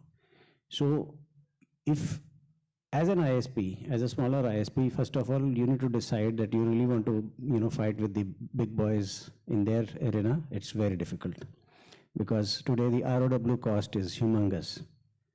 In big cities, you put your wires, you put your fibers on the pole, somebody will come and cut it. And the biggest thing is that some operators have already paid a lot of money in taking the ROW of the poles itself. Now those buggers themselves go and tell the electricity authorities that it is not my fiber, please go and cut it. So it is difficult now. With the smart city rollout, the fibers are not to be seen. No more, so that's the reason I said it's a big boys game now. You need to buy ROW and then roll out. If you and the kind of money which they ask for the ROW cost, etc., it's not at all affordable. So how do we do it? So the only way is to collaborate. Government is still not allowed the infrastructure sharing, which at least I've been fighting for the last 15 years. Every time we've been told that yes, infrastructure sharing for ISP, for active will be allowed. But now, when everything was done, the reference has now gone to TRAI. I don't know when the TRAI will come with the consultation paper, when the decisions will be taken. So how do we work together is the only thing. Or how do you go to areas where the large operators are not present? I think this is my two-bit to start with. Is as a smaller ISPs, you need to see the business case. BSNL offering, definitely it makes sense. They already have a reach. I haven't seen their proposal, but I understand some of my known people are partners, and they definitely commented that yes, it makes sense. But personally, I don't know that. So, but it's something worth seeing. The other thing which Rajesh ji talked about is the VNO. VNO is not successful in India, and it will not be successful because none of the NSOs, which is the upstreams, want the VNOs to survive. Because in India, you know that the gateway operator, the last operator which brings the chunk capacity into India, is also doing the retail himself. So he wants to have the entire revenue. So VNO will, I don't think so. VNO will work. Even the government, we've discussed so many times with various stakeholders, and they are saying that they need to figure out why the VNO is not succeeding. So same way, as I said, that if VNO is not succeeding, a Class C ISP competing in a backyard of a large operator, I don't know how he will succeed. So it's not it's a gloomy thing, but as I said, that business model needs to be figured out. And many ISPs, they come and sign up every day. This is what one of the officers told me in the DoT, that every day I sign 100 files. Why those guys are taking licenses? I also asked him that how many are actually rolling out, that also you give us the figures. So I would say that important part, what is the business plan is you're into, who are you competing with? It is no more small, 10 Mbps or 100 Mbps plans. Everybody wants the streaming videos. Everybody wants Netflix now. And so there we are. So you need to have a gigabit kind of a network that can only be done on FTTX.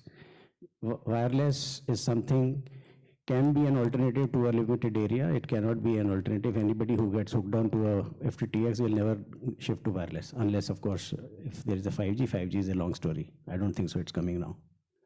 That's how I would start. Thank you, Pankaj. But don't discourage with the words of the Pankaj. Business is there and we will do the business. Gaurav. Thank you. Okay, so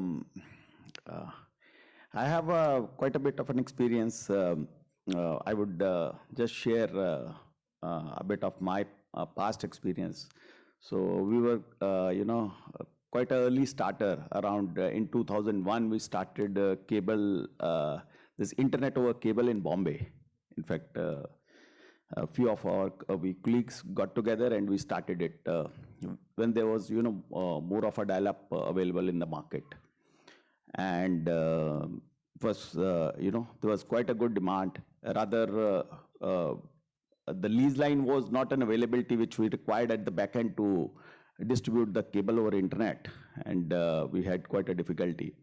And then the journey moved on, and I think we succeeded quite an extent in the early days. And then, yes, the large players came out, they rolled out their services, and then there were challenges. But to sum it up, I would say there is always a demand for customized services. So that is one area where I see very positivity for the smaller operators, smaller ISPs. The bigger players, they are not able to service the customer on a personal basis.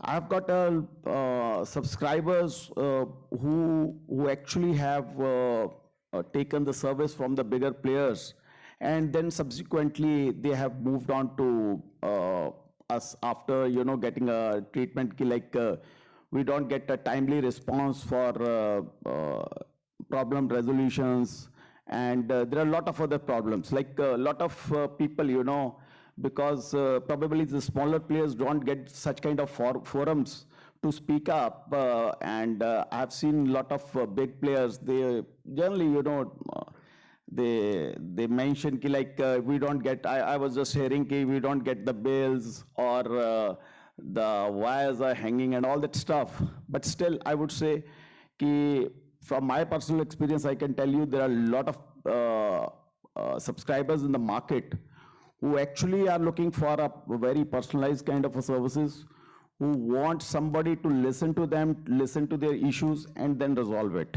Because okay, the call centers are good enough, like you can call up the call center, but I think everybody of us has got some kind of an experience whereby we are waiting at for maybe 10 minutes, 15 minutes, 20 minutes at the call center, and just listening to the IVR recorded messages, and no response. So there is a silver lining, I would say. But yes, the challenges are there. We don't have any investment, unlike like bigger players who have got the capital markets to, from where they get the capital to invest into, and we see so much piled up losses also in their balance sheets. Still, they can get away with that. And we have state-owned companies, who claim so many things, but still, I mean, if we talk about their profit and losses, and if we compare our balance sheets with them, I think we will have a pretty nice balance sheets. So, I mean, pointing fingers is okay, but still, if the smaller players because you see, Indian entrepreneurs are famous all across the world. So I think if given an opportunity and some kind of an assistance by government, whereby they can differentiate, whereby they want to proliferate the smaller players and encourage, like, because see, I feel every smaller player, roughly, they give employment to, on an average, 30, 40, or maybe 100 odd people. So, which are there. So, in one sense, they are complementing the government in generating the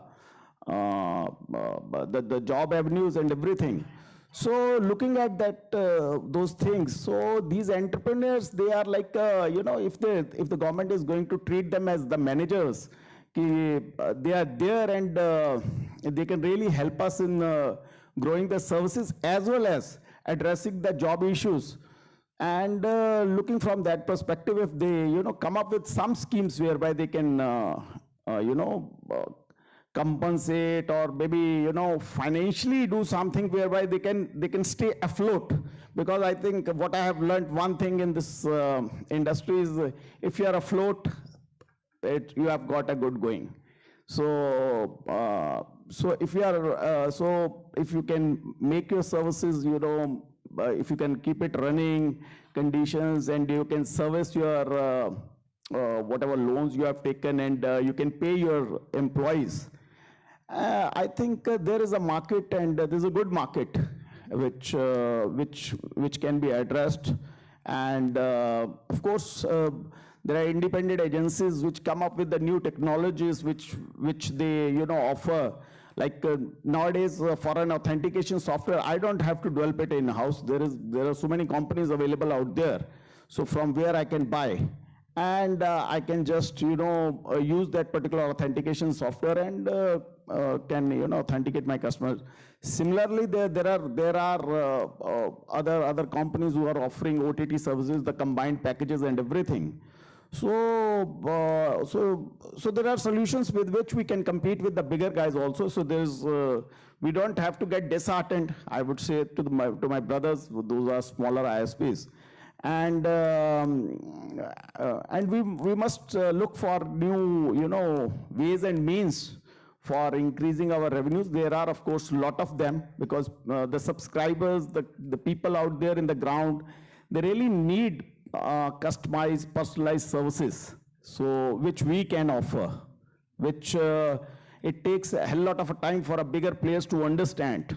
So they have got their own challenges, like there's this saying which exactly I can't spell, but I can explain you, like for a bigger ship to turn, it takes a lot of effort, but for a smaller boat, it's so very easy to maneuver. So that is the positive thing, and I think you should keep that in mind and keep going. Thank you. Thank you very much, Gaurav. Now I will request Prashant Chadda, because he is the very old player and having VNO as well as the CAT-C, P, all. So he will just experience. Give it. Yeah, thank you, Charya Saab. Charya Saab hit the nail on the head. If the government wants that this service needs to proliferate across the spectrum, across the geographies, and if that effort is like climbing a Himalaya, then पिट्ठू का भार हल्का होना पड़ेगा. You have to remove, smaller players cannot carry the burden of the kind of regulation which you have. How you do it, it is the government's job to find ways where they keep that particular, उसका भार कम होना पड़ेगा. The second thing is, and the long and short of the whole story is that to proliferate, you have to reach the customer. And to reach the customer, there are ROW issues. I'm told now there is a new policy where street furniture, etc., can be accessed. But again, you know, all those policies go round and round and round. We don't see it on the ground. It is the regulator, the government slash whatever decision makers that are, they have to see that sees the light of the day. It is, I have read that. It is beautiful. It is extremely, you know, on paper, it is extremely supportive. It is only to be seen that it is implemented on the ground. Because if the most important part of your infrastructure, which is the last mile, which is basically the fiber, if that is not safe, or if there is no way that, you know, there is a structured way in which it can go overhead, and if you want to really proliferate fast, then that particular thing has to be on the ground. I think rest all issues, of course, will come as we go along in this talk. Thank you, Prashant. Pandasa, one thing is there. Next time when we will do this type of workshop, this SPICE experience sharing module should be with the big officers of the DoT or the CCAs, because right now if you see the hall, so what I am finding is that the DDGs are missing, LF, whether the DS or even the CCAs are missing. So what we want to convey, it will be through your detailed workshop. Otherwise, maximum thing we can convey directly. Like, I think Mr. Ajay ji has come. One thing I want to bring to the LFA section for the VNO side. You are asking for an agreement between VNO and NSO. While NSO is not at all interested to sign the agreement with the VNO, because the VNO is the very smaller player and NSO don't want to go into that hassles. They are providing us the bill, and the bill, I think, is complete with the agreement, commercial agreement and the service agreement. CCAs are not accepting that bill as an agreement, and they insist us to provide the agreement. Otherwise, they penalize us during the assessment in way of 3 lakh, 5 lakh, and they disallow our credit.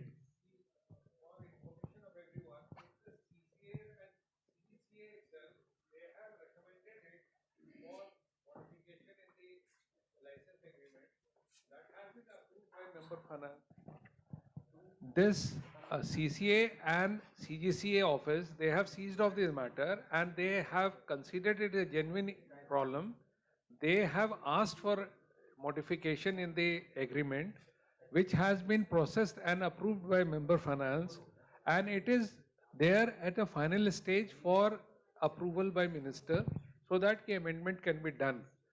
So let's hope if it is done, then it will iron out or normalize your problem. So then it will be coming retrospectively or prospectively? Whenever things comes, it is prospective only, retrospective. But sir, when you are putting the license fee, you put us retrospectively. Which license fee you was put? Like in the present time, when the October 21, when the things has come for the reduction of pass-through. After 4 months, that pass-through has been withdrawn, and the license fee was supposed to be paid from the beginning. No, so that was the mistake from AS wing itself. That's why member technology and all, they have done that. It's not that it was a considered decision which was approved. By mistake, something was there which was to be done like that to normalize the complaint from other sections, that this kind of rationalization has to be done in a total perspective rather than isolated, because this unified license regime is one for entire sector. That was creating aberrations. So that was not a something like a policy decision. That was done inadvertently by the AS wing without taking into confidence in detail to secretary or a member I technology. agree, sir, but that mistake has costed us very costly. That is the financial cost. We take note of that, and that's why we whatever benefit could be given without any litigation or any complex issues can be extended to the VNO or ISPs. Be assured, very top level leadership is aware of the issues which is to be extended to small operators, and this is one of the reasons we are discussing it also. And most important is that the kind of ice breaking which is always existing in industry and government, that is broken up, and as such we are on the same page. We are trying to come closer to find how best we could do the best thing for the country. But sir, request for the agreement, don't put the assessment for the penalty because you don't have the agreement, proper agreement, because you have not given any format for the agreement. And you know, when the big operators, we go for the agreement, this is not simple for a big operator to sign the agreement immediately, because the whole agreement has to go through the lot of process, which is time consuming and they don't want to do.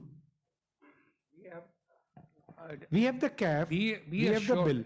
Be assured, now in this forum and all, what we have been discussed, even on video conferencing and all, we have discussed this thing. So this is there, but again, in government also, a lot of chain involved into decision making, then final decision is there.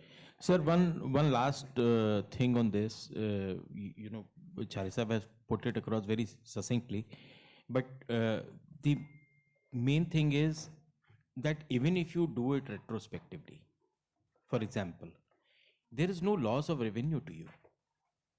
Chalo, I have noted it. Sir, if it is possible. in a sense, sir, कि जैसे AGR का 8% है, वो difference का देना है, तो उसमें कोई फर्क तो है नहीं, ये तो है नहीं कि कोई वो कह रहा है सर उसमें से माफ हो जाएगा कोई चीज. लेकिन अगर आपने माफ नहीं किया, मगर अगर आपने उसको retrospectively नहीं किया, तो वो तो that penalties and see you're not actually getting a revenue. You're it is almost like it's a penalties and interest. And that is and I'm sure. I'm sure that is not the intent. भाई आपको AGR चाहिए था, intent penalty और interest का तो नहीं होगा. Your point is well taken. So this shall be communicated when we prepare the report. You cannot expect all the decisions sitting across the table. We take note of it and we shall forward it to the government. Thank you. Now I will request Mr. Venkat Ramanan to share his experience. Thank you, sir. First of all, I would like to thank DoT officials because the position earlier, couple of years back, any call from a DoT, it was like a sort of a tension prevailing in the company. A DoT has called, so that's some sort of a punishment or an notice or whatever it is. That was the situation. Now it's totally changed. Thanks a lot to the entire team of yours. Now, in fact, so many events which has been taking place now, bringing in more ISPs closer to discuss, analyze, and find out. Thanks a lot. And with this, it's a similar thing.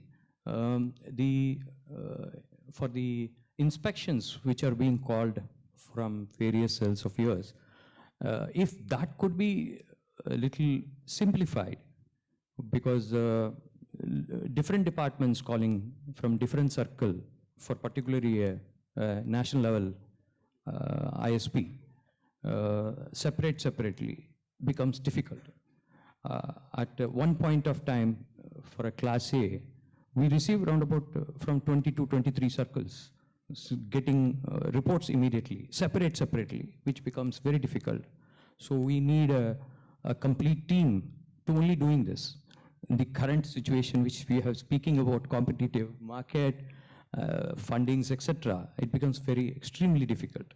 And we are not able to pacify every DoT cell. It becomes difficult. That could be kindly taken care of. And one more important aspect which has been looming long is the AGR aspect.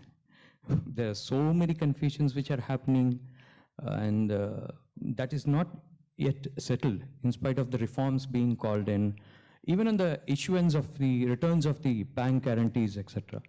Even this aspect has been calculated, whether they have been filing it, etc. Whereas the Honorable Minister had given an open reform, that's still lagging in most of the areas, which I need. I would request you all to get into this and resolve this. And that's it from my side, from the aspect. So thanks, Ankit. So on the AGR, I would, with the August gathering here of especially the CCA, who we pay the license fee. My request is that, we celebrated 25 years of TRI. Now we are also celebrating 25 years of ISPI. So ISPI, it's 25 years now. So I would urge that, how to get away from the AGR, because what has happened is that, everybody calculates the AGR in his own whims and fancies way. Whatever you may try to write in the license agreement, somebody after 2 years will look at it in a different manner. So, government has done so much, starting with the, the revenue share regime, early 2000, and so how do we get out of this AGR regime? It should be simple tax, and the moment, it's kind of a tax, like we pay 18%. Yesterday, Rajesh ji was also saying that, AGR, the tax is highest, 18% tax rate is the highest, and this is a necessity now, like water, electricity, broadband is a necessity. So I would urge that, because many of you have written the license agreement yourself. So how do we address that is something I'll leave it to you. So that there should be no AGR, it should be part of the tax.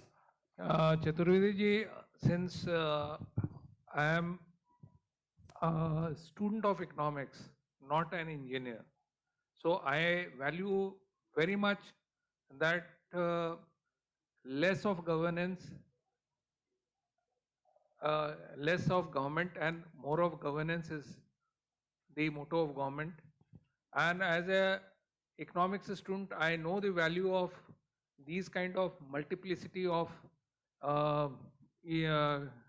levies and all, and that is best example is GST has paved the way very beautifully across the country. Even for this license fee, AGR and all, you may value it when SARAS is in a full form, an integrated unified portal. Point is the kind of aberrations which had been happening over decades will not be there the moment you adopt SARAS, because standardization and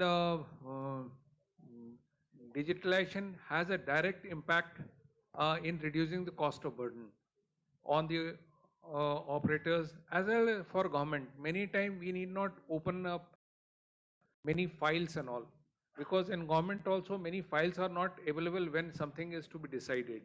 So now we are developing an MIS, a robust MIS system also on SARAS. Whatever you do on real-time basis, we would be able to see it. Policy decision will be very fast and efficient in government also seeing the performance. We are doing a lot of analysis also, okay, what is the viability model of the ISPs and VNOs in this country.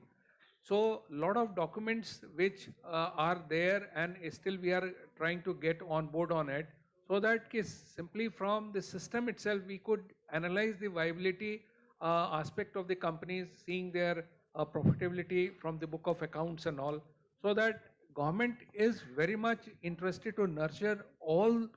Sabka Saath, Sabka Vikas is the motto of SARAS also, that whosoever is onboarded, all of them should survive and grow. It's not that purpose is just AGR.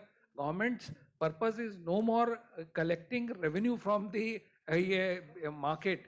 It is to deploy a lot of ease. And many times I feel even paying some charges, levies for development of this country is of no cost at all, provided nuisance is not there of lot of inspections and lot Exactly. of physical interface and all. Exactly. So ultimately, we all have to appreciate this thing.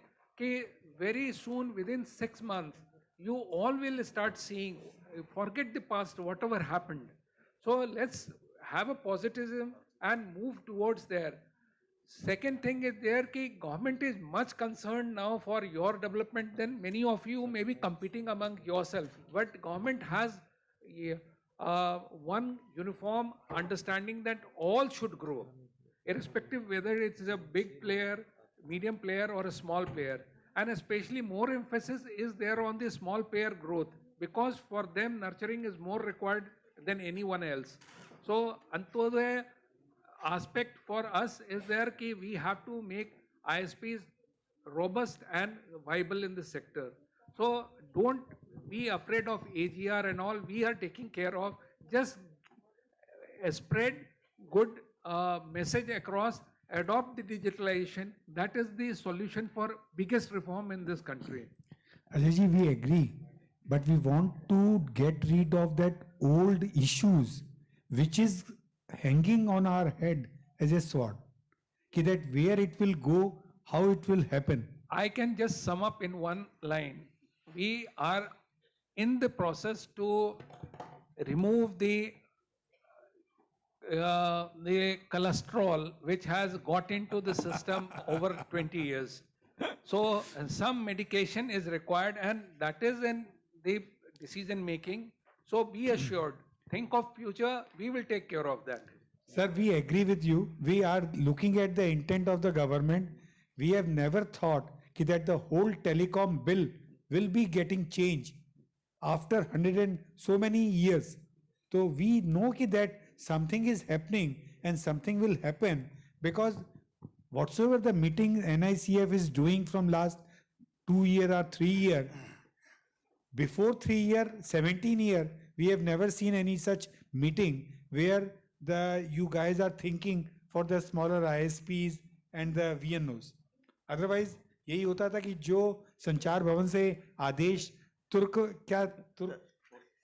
आदेश निकल गया, हाँ, तुगलकी आदेश निकल गया, वो सब लोग मान लो. So we really appreciate and we agree that the intent is changing a lot. Now you are performing the duty of true partner. Otherwise, कागजों में ही था कि we are partner. It was not getting reflected. In fact, NICF will definitely consolidate things what Abhay has said, and we will definitely come back with a lot of expectation being met.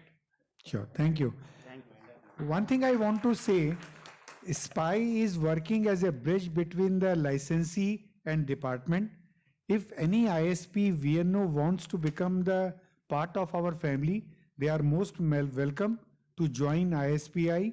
Natasha is sitting behind. You can take the card and can apply online. We are online. We are not offline. And we can become a big family. If anybody wants to have any question, they can ask.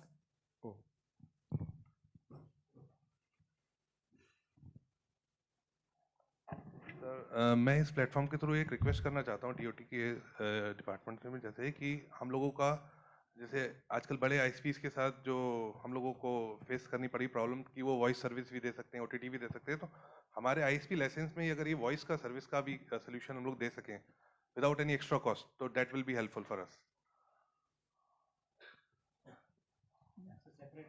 वो Paul नहीं, licence है मुझे मालूम है voice का access service का, but अगर ये इसमें इंक्लूड हो जाए, AGR तो बढ़ेगा ही बढ़ेगा, क्योंकि हम लोगों का जब रेवेन्यू बढ़ेगा तो AGR बढ़ेगा, तो हम लोगों को विदाउट, बिकॉज 3 लाख रुपए एक छोटी सी सिटीज का भी ले रहा हूँ तो खर्चा है हमारे लिए, तो ये बेसिक कॉस्ट बच जाएगा, तो हमारे लिए बहुत हेल्पफुल हो जाएगा. तो ये पॉलिसी इशू है, पांडा साहब इसका ड्राफ्ट करके भेजेंगे. Let's see how they respond और रिएक्ट. सर वो उसके लिए फिर 3 लाख रुपीस और खर्चा होगा, जब सपोज स्मॉल सिटी का भी लेना है लाइसेंस, फिर compliances तो हैं ही वो तो हमें face करना ही है. ये entry barrier is there और because उसमें क्या है आजकल revenue तो बढ़ नहीं रहा है हम लोगों का घट ही रहा है और उसमें हमको अगर AGR में तो हम लोगों को support मिल ही जाएगा ना. सर घट रहा है सर हम लोगों का because सर जैसे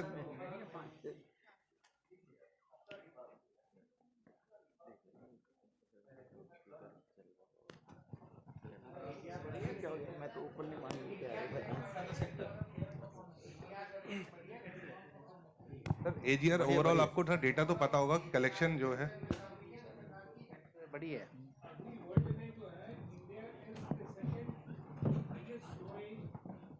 Sir, we are concerned about India, not about the world. Sir India के एसपीज की बात हो रही है फिलहाल.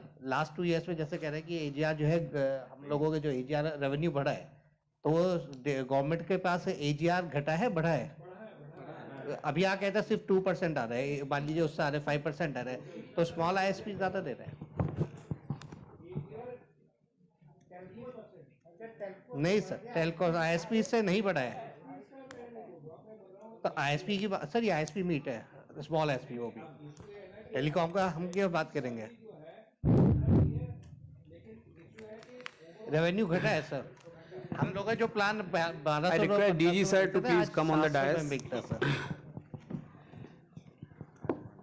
सर हम लोग ISPs को सर्वाइवल के लिए ये थोड़ा रिक्वेस्ट था कि एक्सेस सर्विसेज के लिए. Point well taken, sir. Point well taken. So I request DG sir with this, if there is no further question. हाँ. So please, Tharia sahab, you close the session. Yeah. Thank you very much everyone for participating in this workshop and participating in this session wherein all the players has given their experience about their industry, and I came to know that yesterday even IIT Delhi has offered that 4 or 5 ISP can have a contract with the IIT for further development in terms of technology. So sir, we assure that we will be submitting 5-6 names from the ISPs who will be interested in having the partnership with the IIT. And I really thank you very much once again, closing down the session. I request all the panelists to come forward, sir. And I request DG sir to present a shawl to Rajesh Shadia sahab and memento.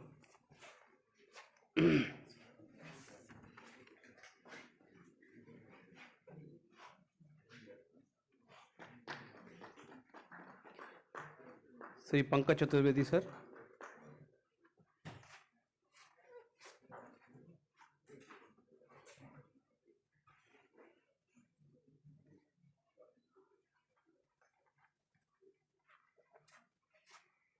Sri Venkat Raman sir.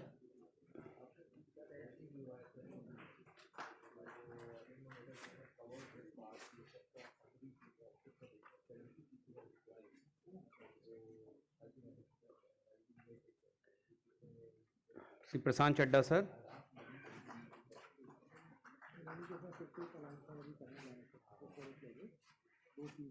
And Sri Gaurav Gupta sir.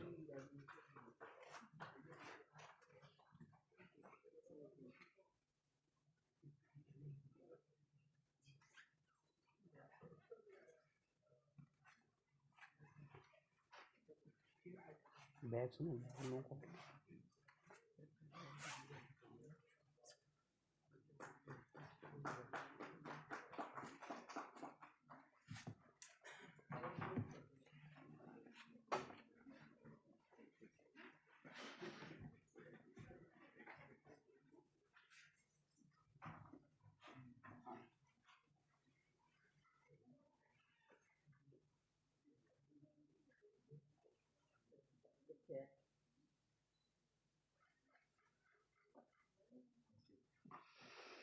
Thank you.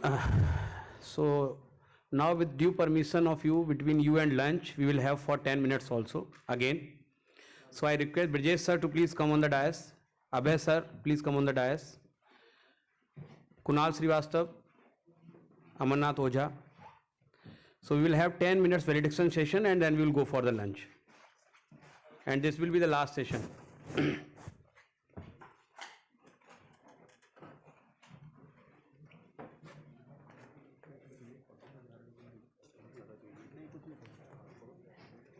Don't worry, sir. So, Brijesh sir, if you want to say something, you please.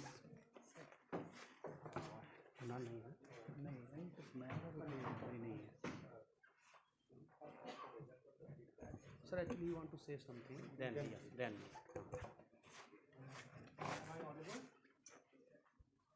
Yeah, I think I'm audible now.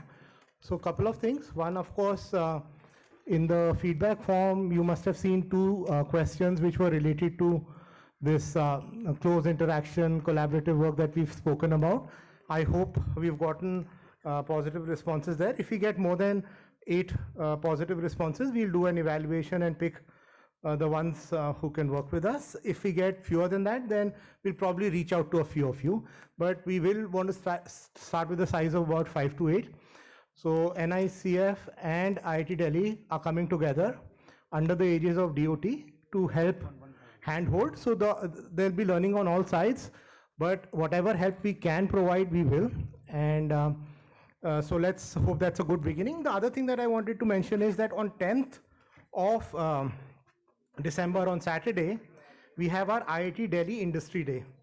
And this Industry Day is important for the people who are gathered here, primarily because we have 4 themes this year.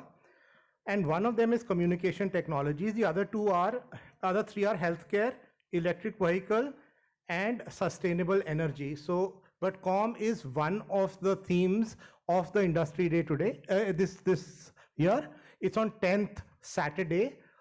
So I welcome all of you to come, participate, look at what's the kind of work being done here, listen to some of the eminent personalities in the space, reach out to the audience and explain to them what's happening.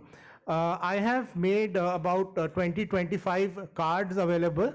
So on the way out, on the first come first service, you can collect them from Gautam. So I think we have 20 to 25 invitation cards available. So on the way out to lunch, make sure you collect them and make it a point to come on 10th. I'm sure you like it. There's not just communication.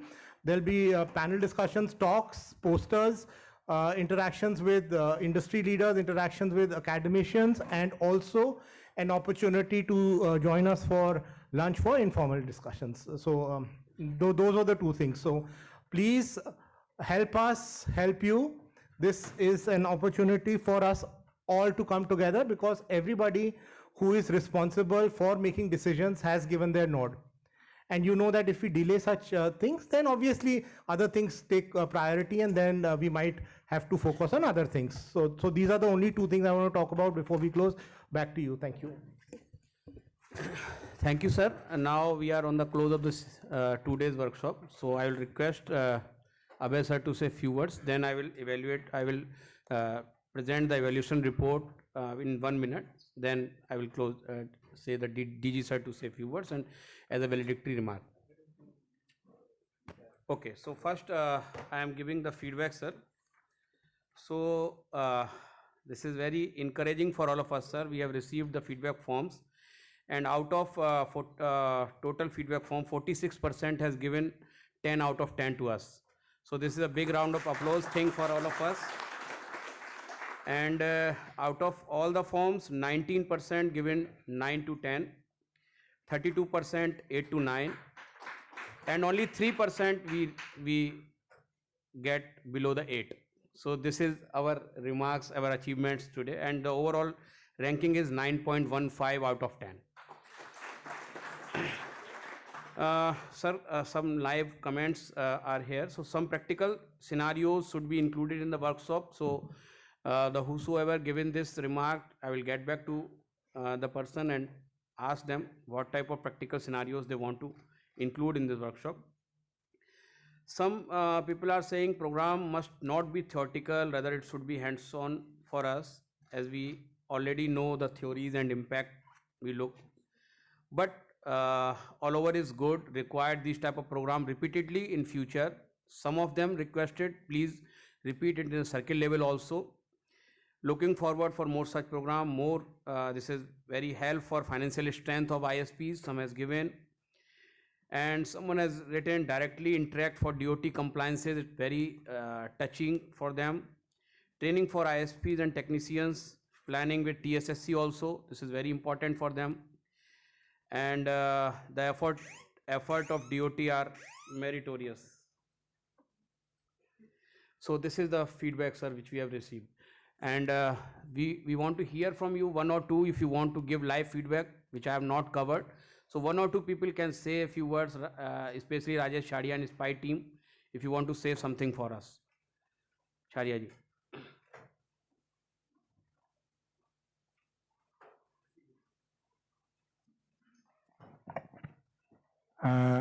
Thank you very much, sir. I already appreciated that this type of efforts are really eye-opener for us. We have never experienced this during last 15 years or 18 years. And very frankly, I suggested IIT Delhi for this workshop at this venue because we have a very good experience from IIT Chennai. So we have thought that the similar experience we should get in Delhi also. And whenever we are going for any workshop, so we must take the academia along with us. This is very helpful. In regards to the practical training hands-on workshop, ISPI is already doing INOG. We are scheduled to do the INOG in February. And I am very happy to share that again we have selected the venue IIT Delhi only, that we will be doing hands-on training wherein all the international experts will come and they will give the complete training on the new technology and the new technology, coming technology. So thank you very much once again, and I hope that we will be getting your support while we will be doing INOC. Thank you.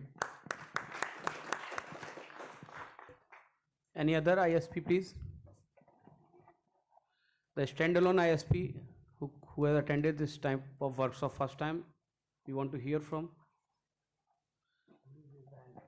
Yeah, please.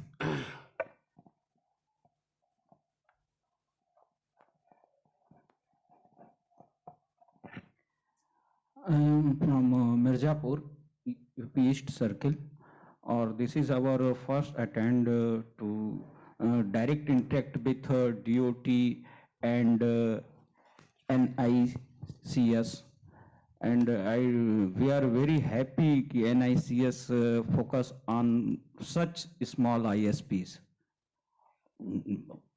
Something, any reason, I don't know, looking, this is very helpful for us. And coming year, we hope you repeat this program repeatedly. And this type of workshop, we get encourage, very encouraged. Thank you, sir. Abhay sir, please. पीछे.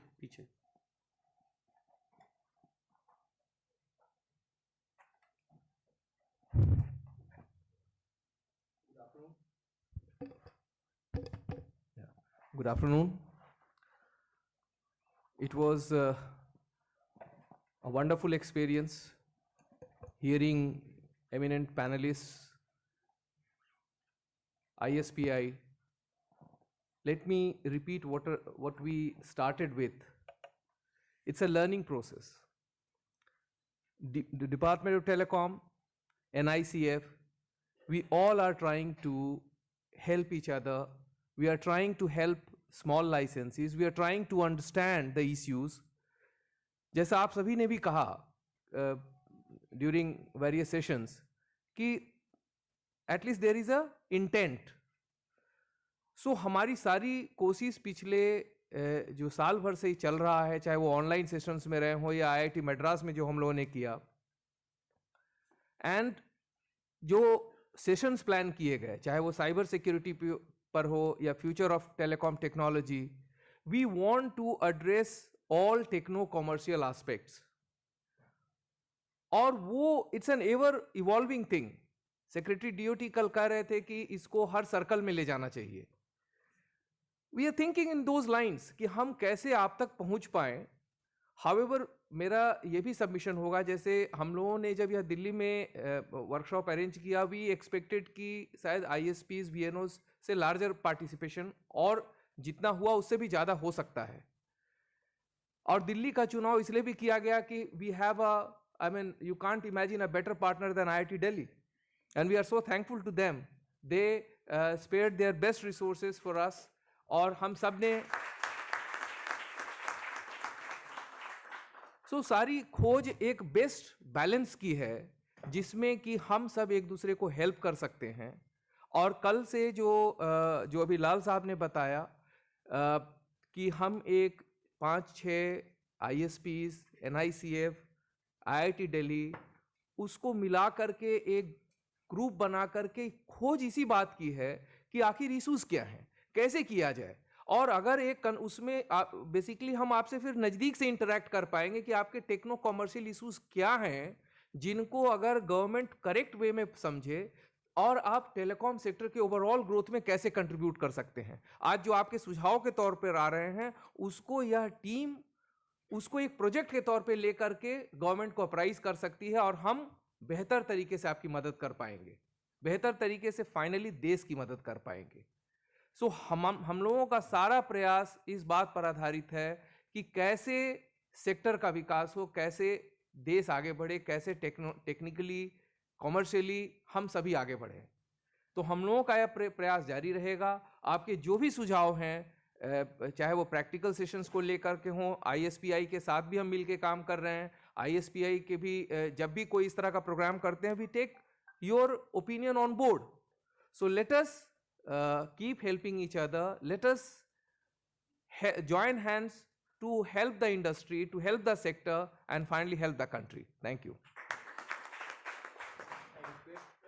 Brijesh Lal sir to say a few words of this collaboration of NICF and IIT sir. Yeah, hello again everyone.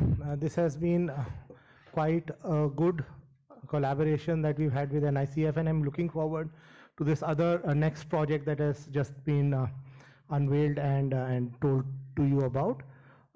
Other than that, the promptness, the energy, the motivation levels of the NICF team and the Director General himself is laudable. It is not as if this is something that was thrust on them or something that they had to do.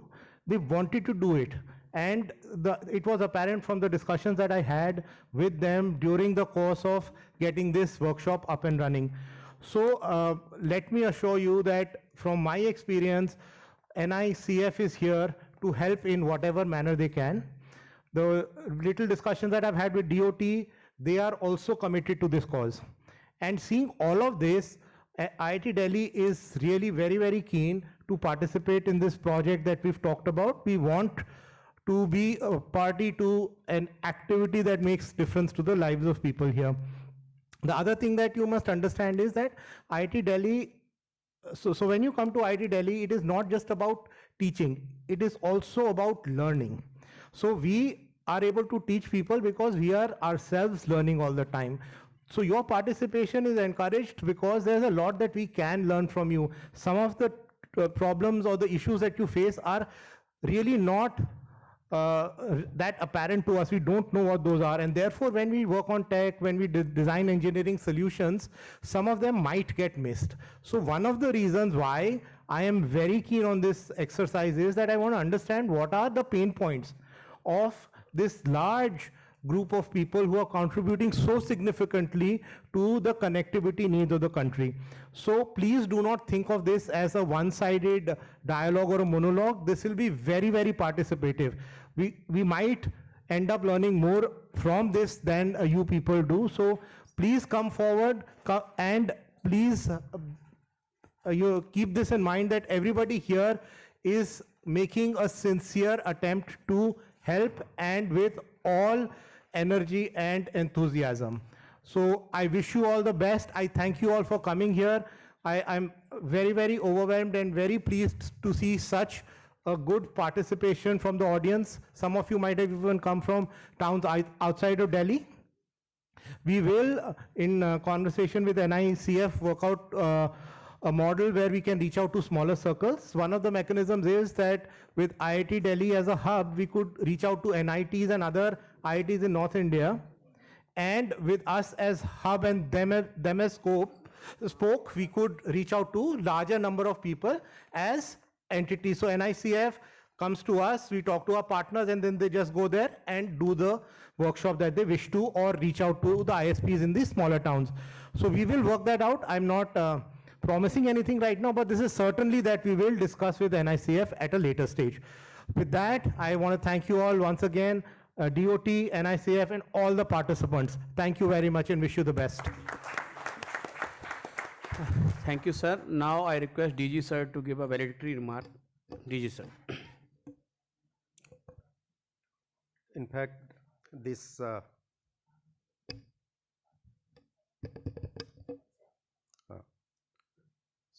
this event was not for us to speak.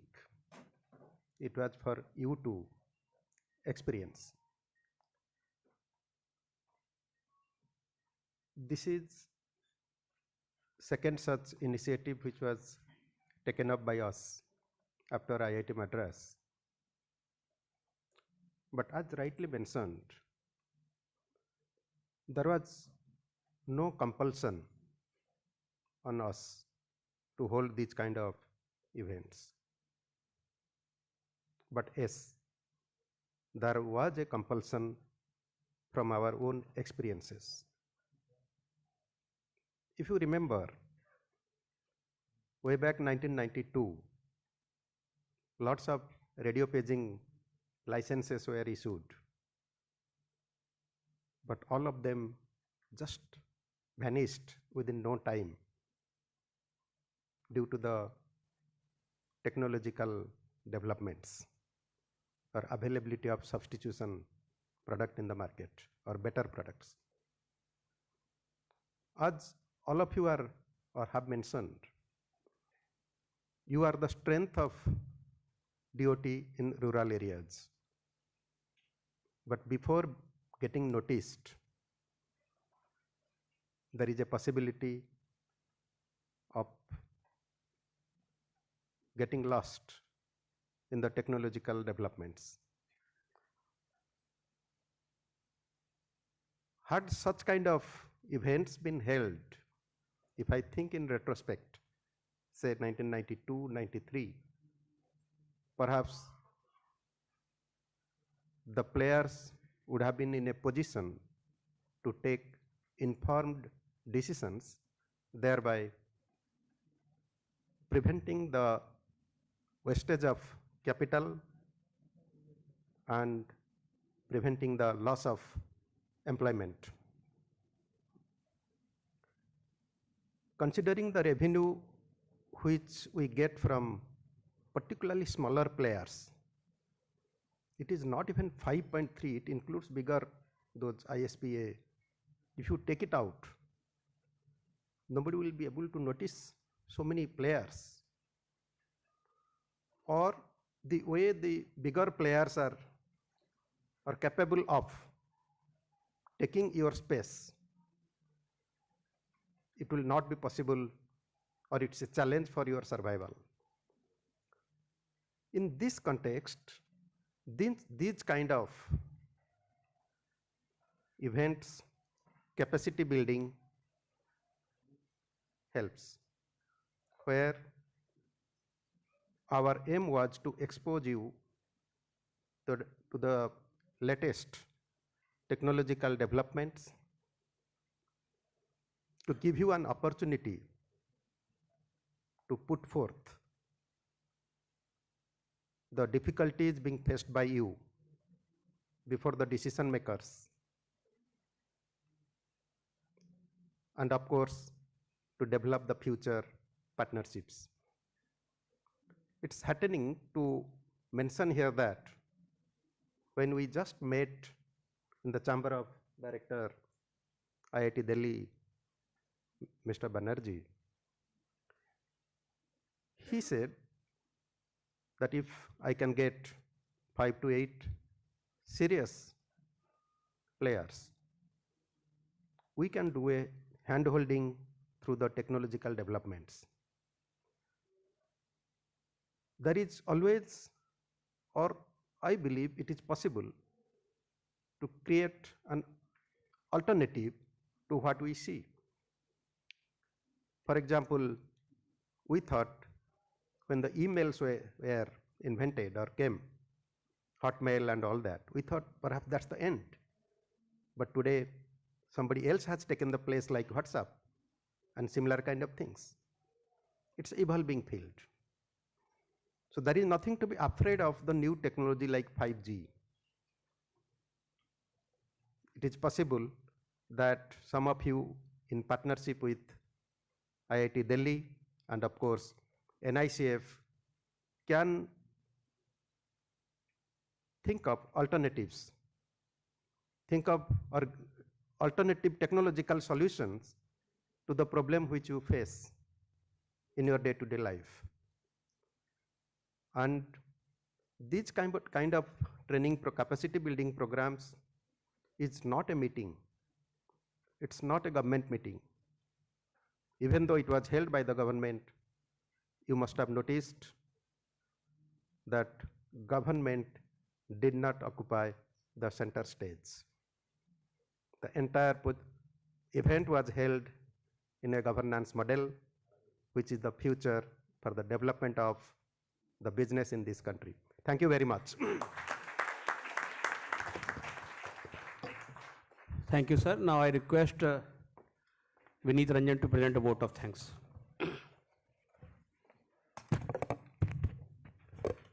Good afternoon, everyone.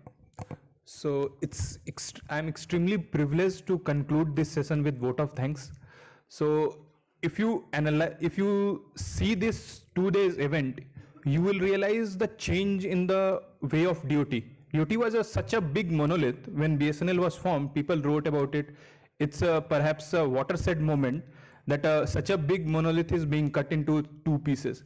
Now just see here. Now how have we traveled from DoT to BSNL to focusing on the small ISPs? So that's how our development has been. We have started getting into small and small pieces. So now when I see my small ISPs, I don't consider you anywhere less than an army of entrepreneurs. So the way India has to grow, you will have to contribute your part and you will have to play a very significant role. So I would like to thank all ISPs from 7 circles who have come here: Delhi, UP East, UP West, Simla, Uttarakhand and Punjab. So thank you so much for coming here, and it was extreme pleasure for us to host you here. Now second thanks would go to IIT Delhi, Professor Brajesh Lal and Gautam Tiwari sir. Sir, I don't think we could have imagined and found any better partner than IIT Delhi for this occasion, sir. So we are extremely grateful for supporting us and guiding us in this endeavor. Now the next credit, when I was thinking about whom should I give my next thanks, so I got reminded of Narayan Murthy. So because I have read his book and biography. So he writes, India has a problem in technological development because technology cannot develop unless you operate in a bureaucratic model. When I saw Advisor Finance, DDG sir sitting here and answering questions to everyone, and then I saw ISPs coming and talking to us. So I really thought, is there any bureaucratic hurdle still in this country? And then DG sir said, this whole session was not conducted in a government manner, but it in a governance manner. So I would like to thank all my seniors for giving us a path in which now, I don't have any doubt that we will operate in a bureaucratic model, showing us such a bright path. So I would like to thank all NICF team, including DG sir, DDG sir, Director sir, Amarnath sir, Kunal sir, and all support staff of NICF. So it was extremely a delighted moment for us to host you all here. Thank you so much. Thank you, Vineet. Please, all are requested to please join for lunch and receive collect the passes. Industry Day passes on the way out.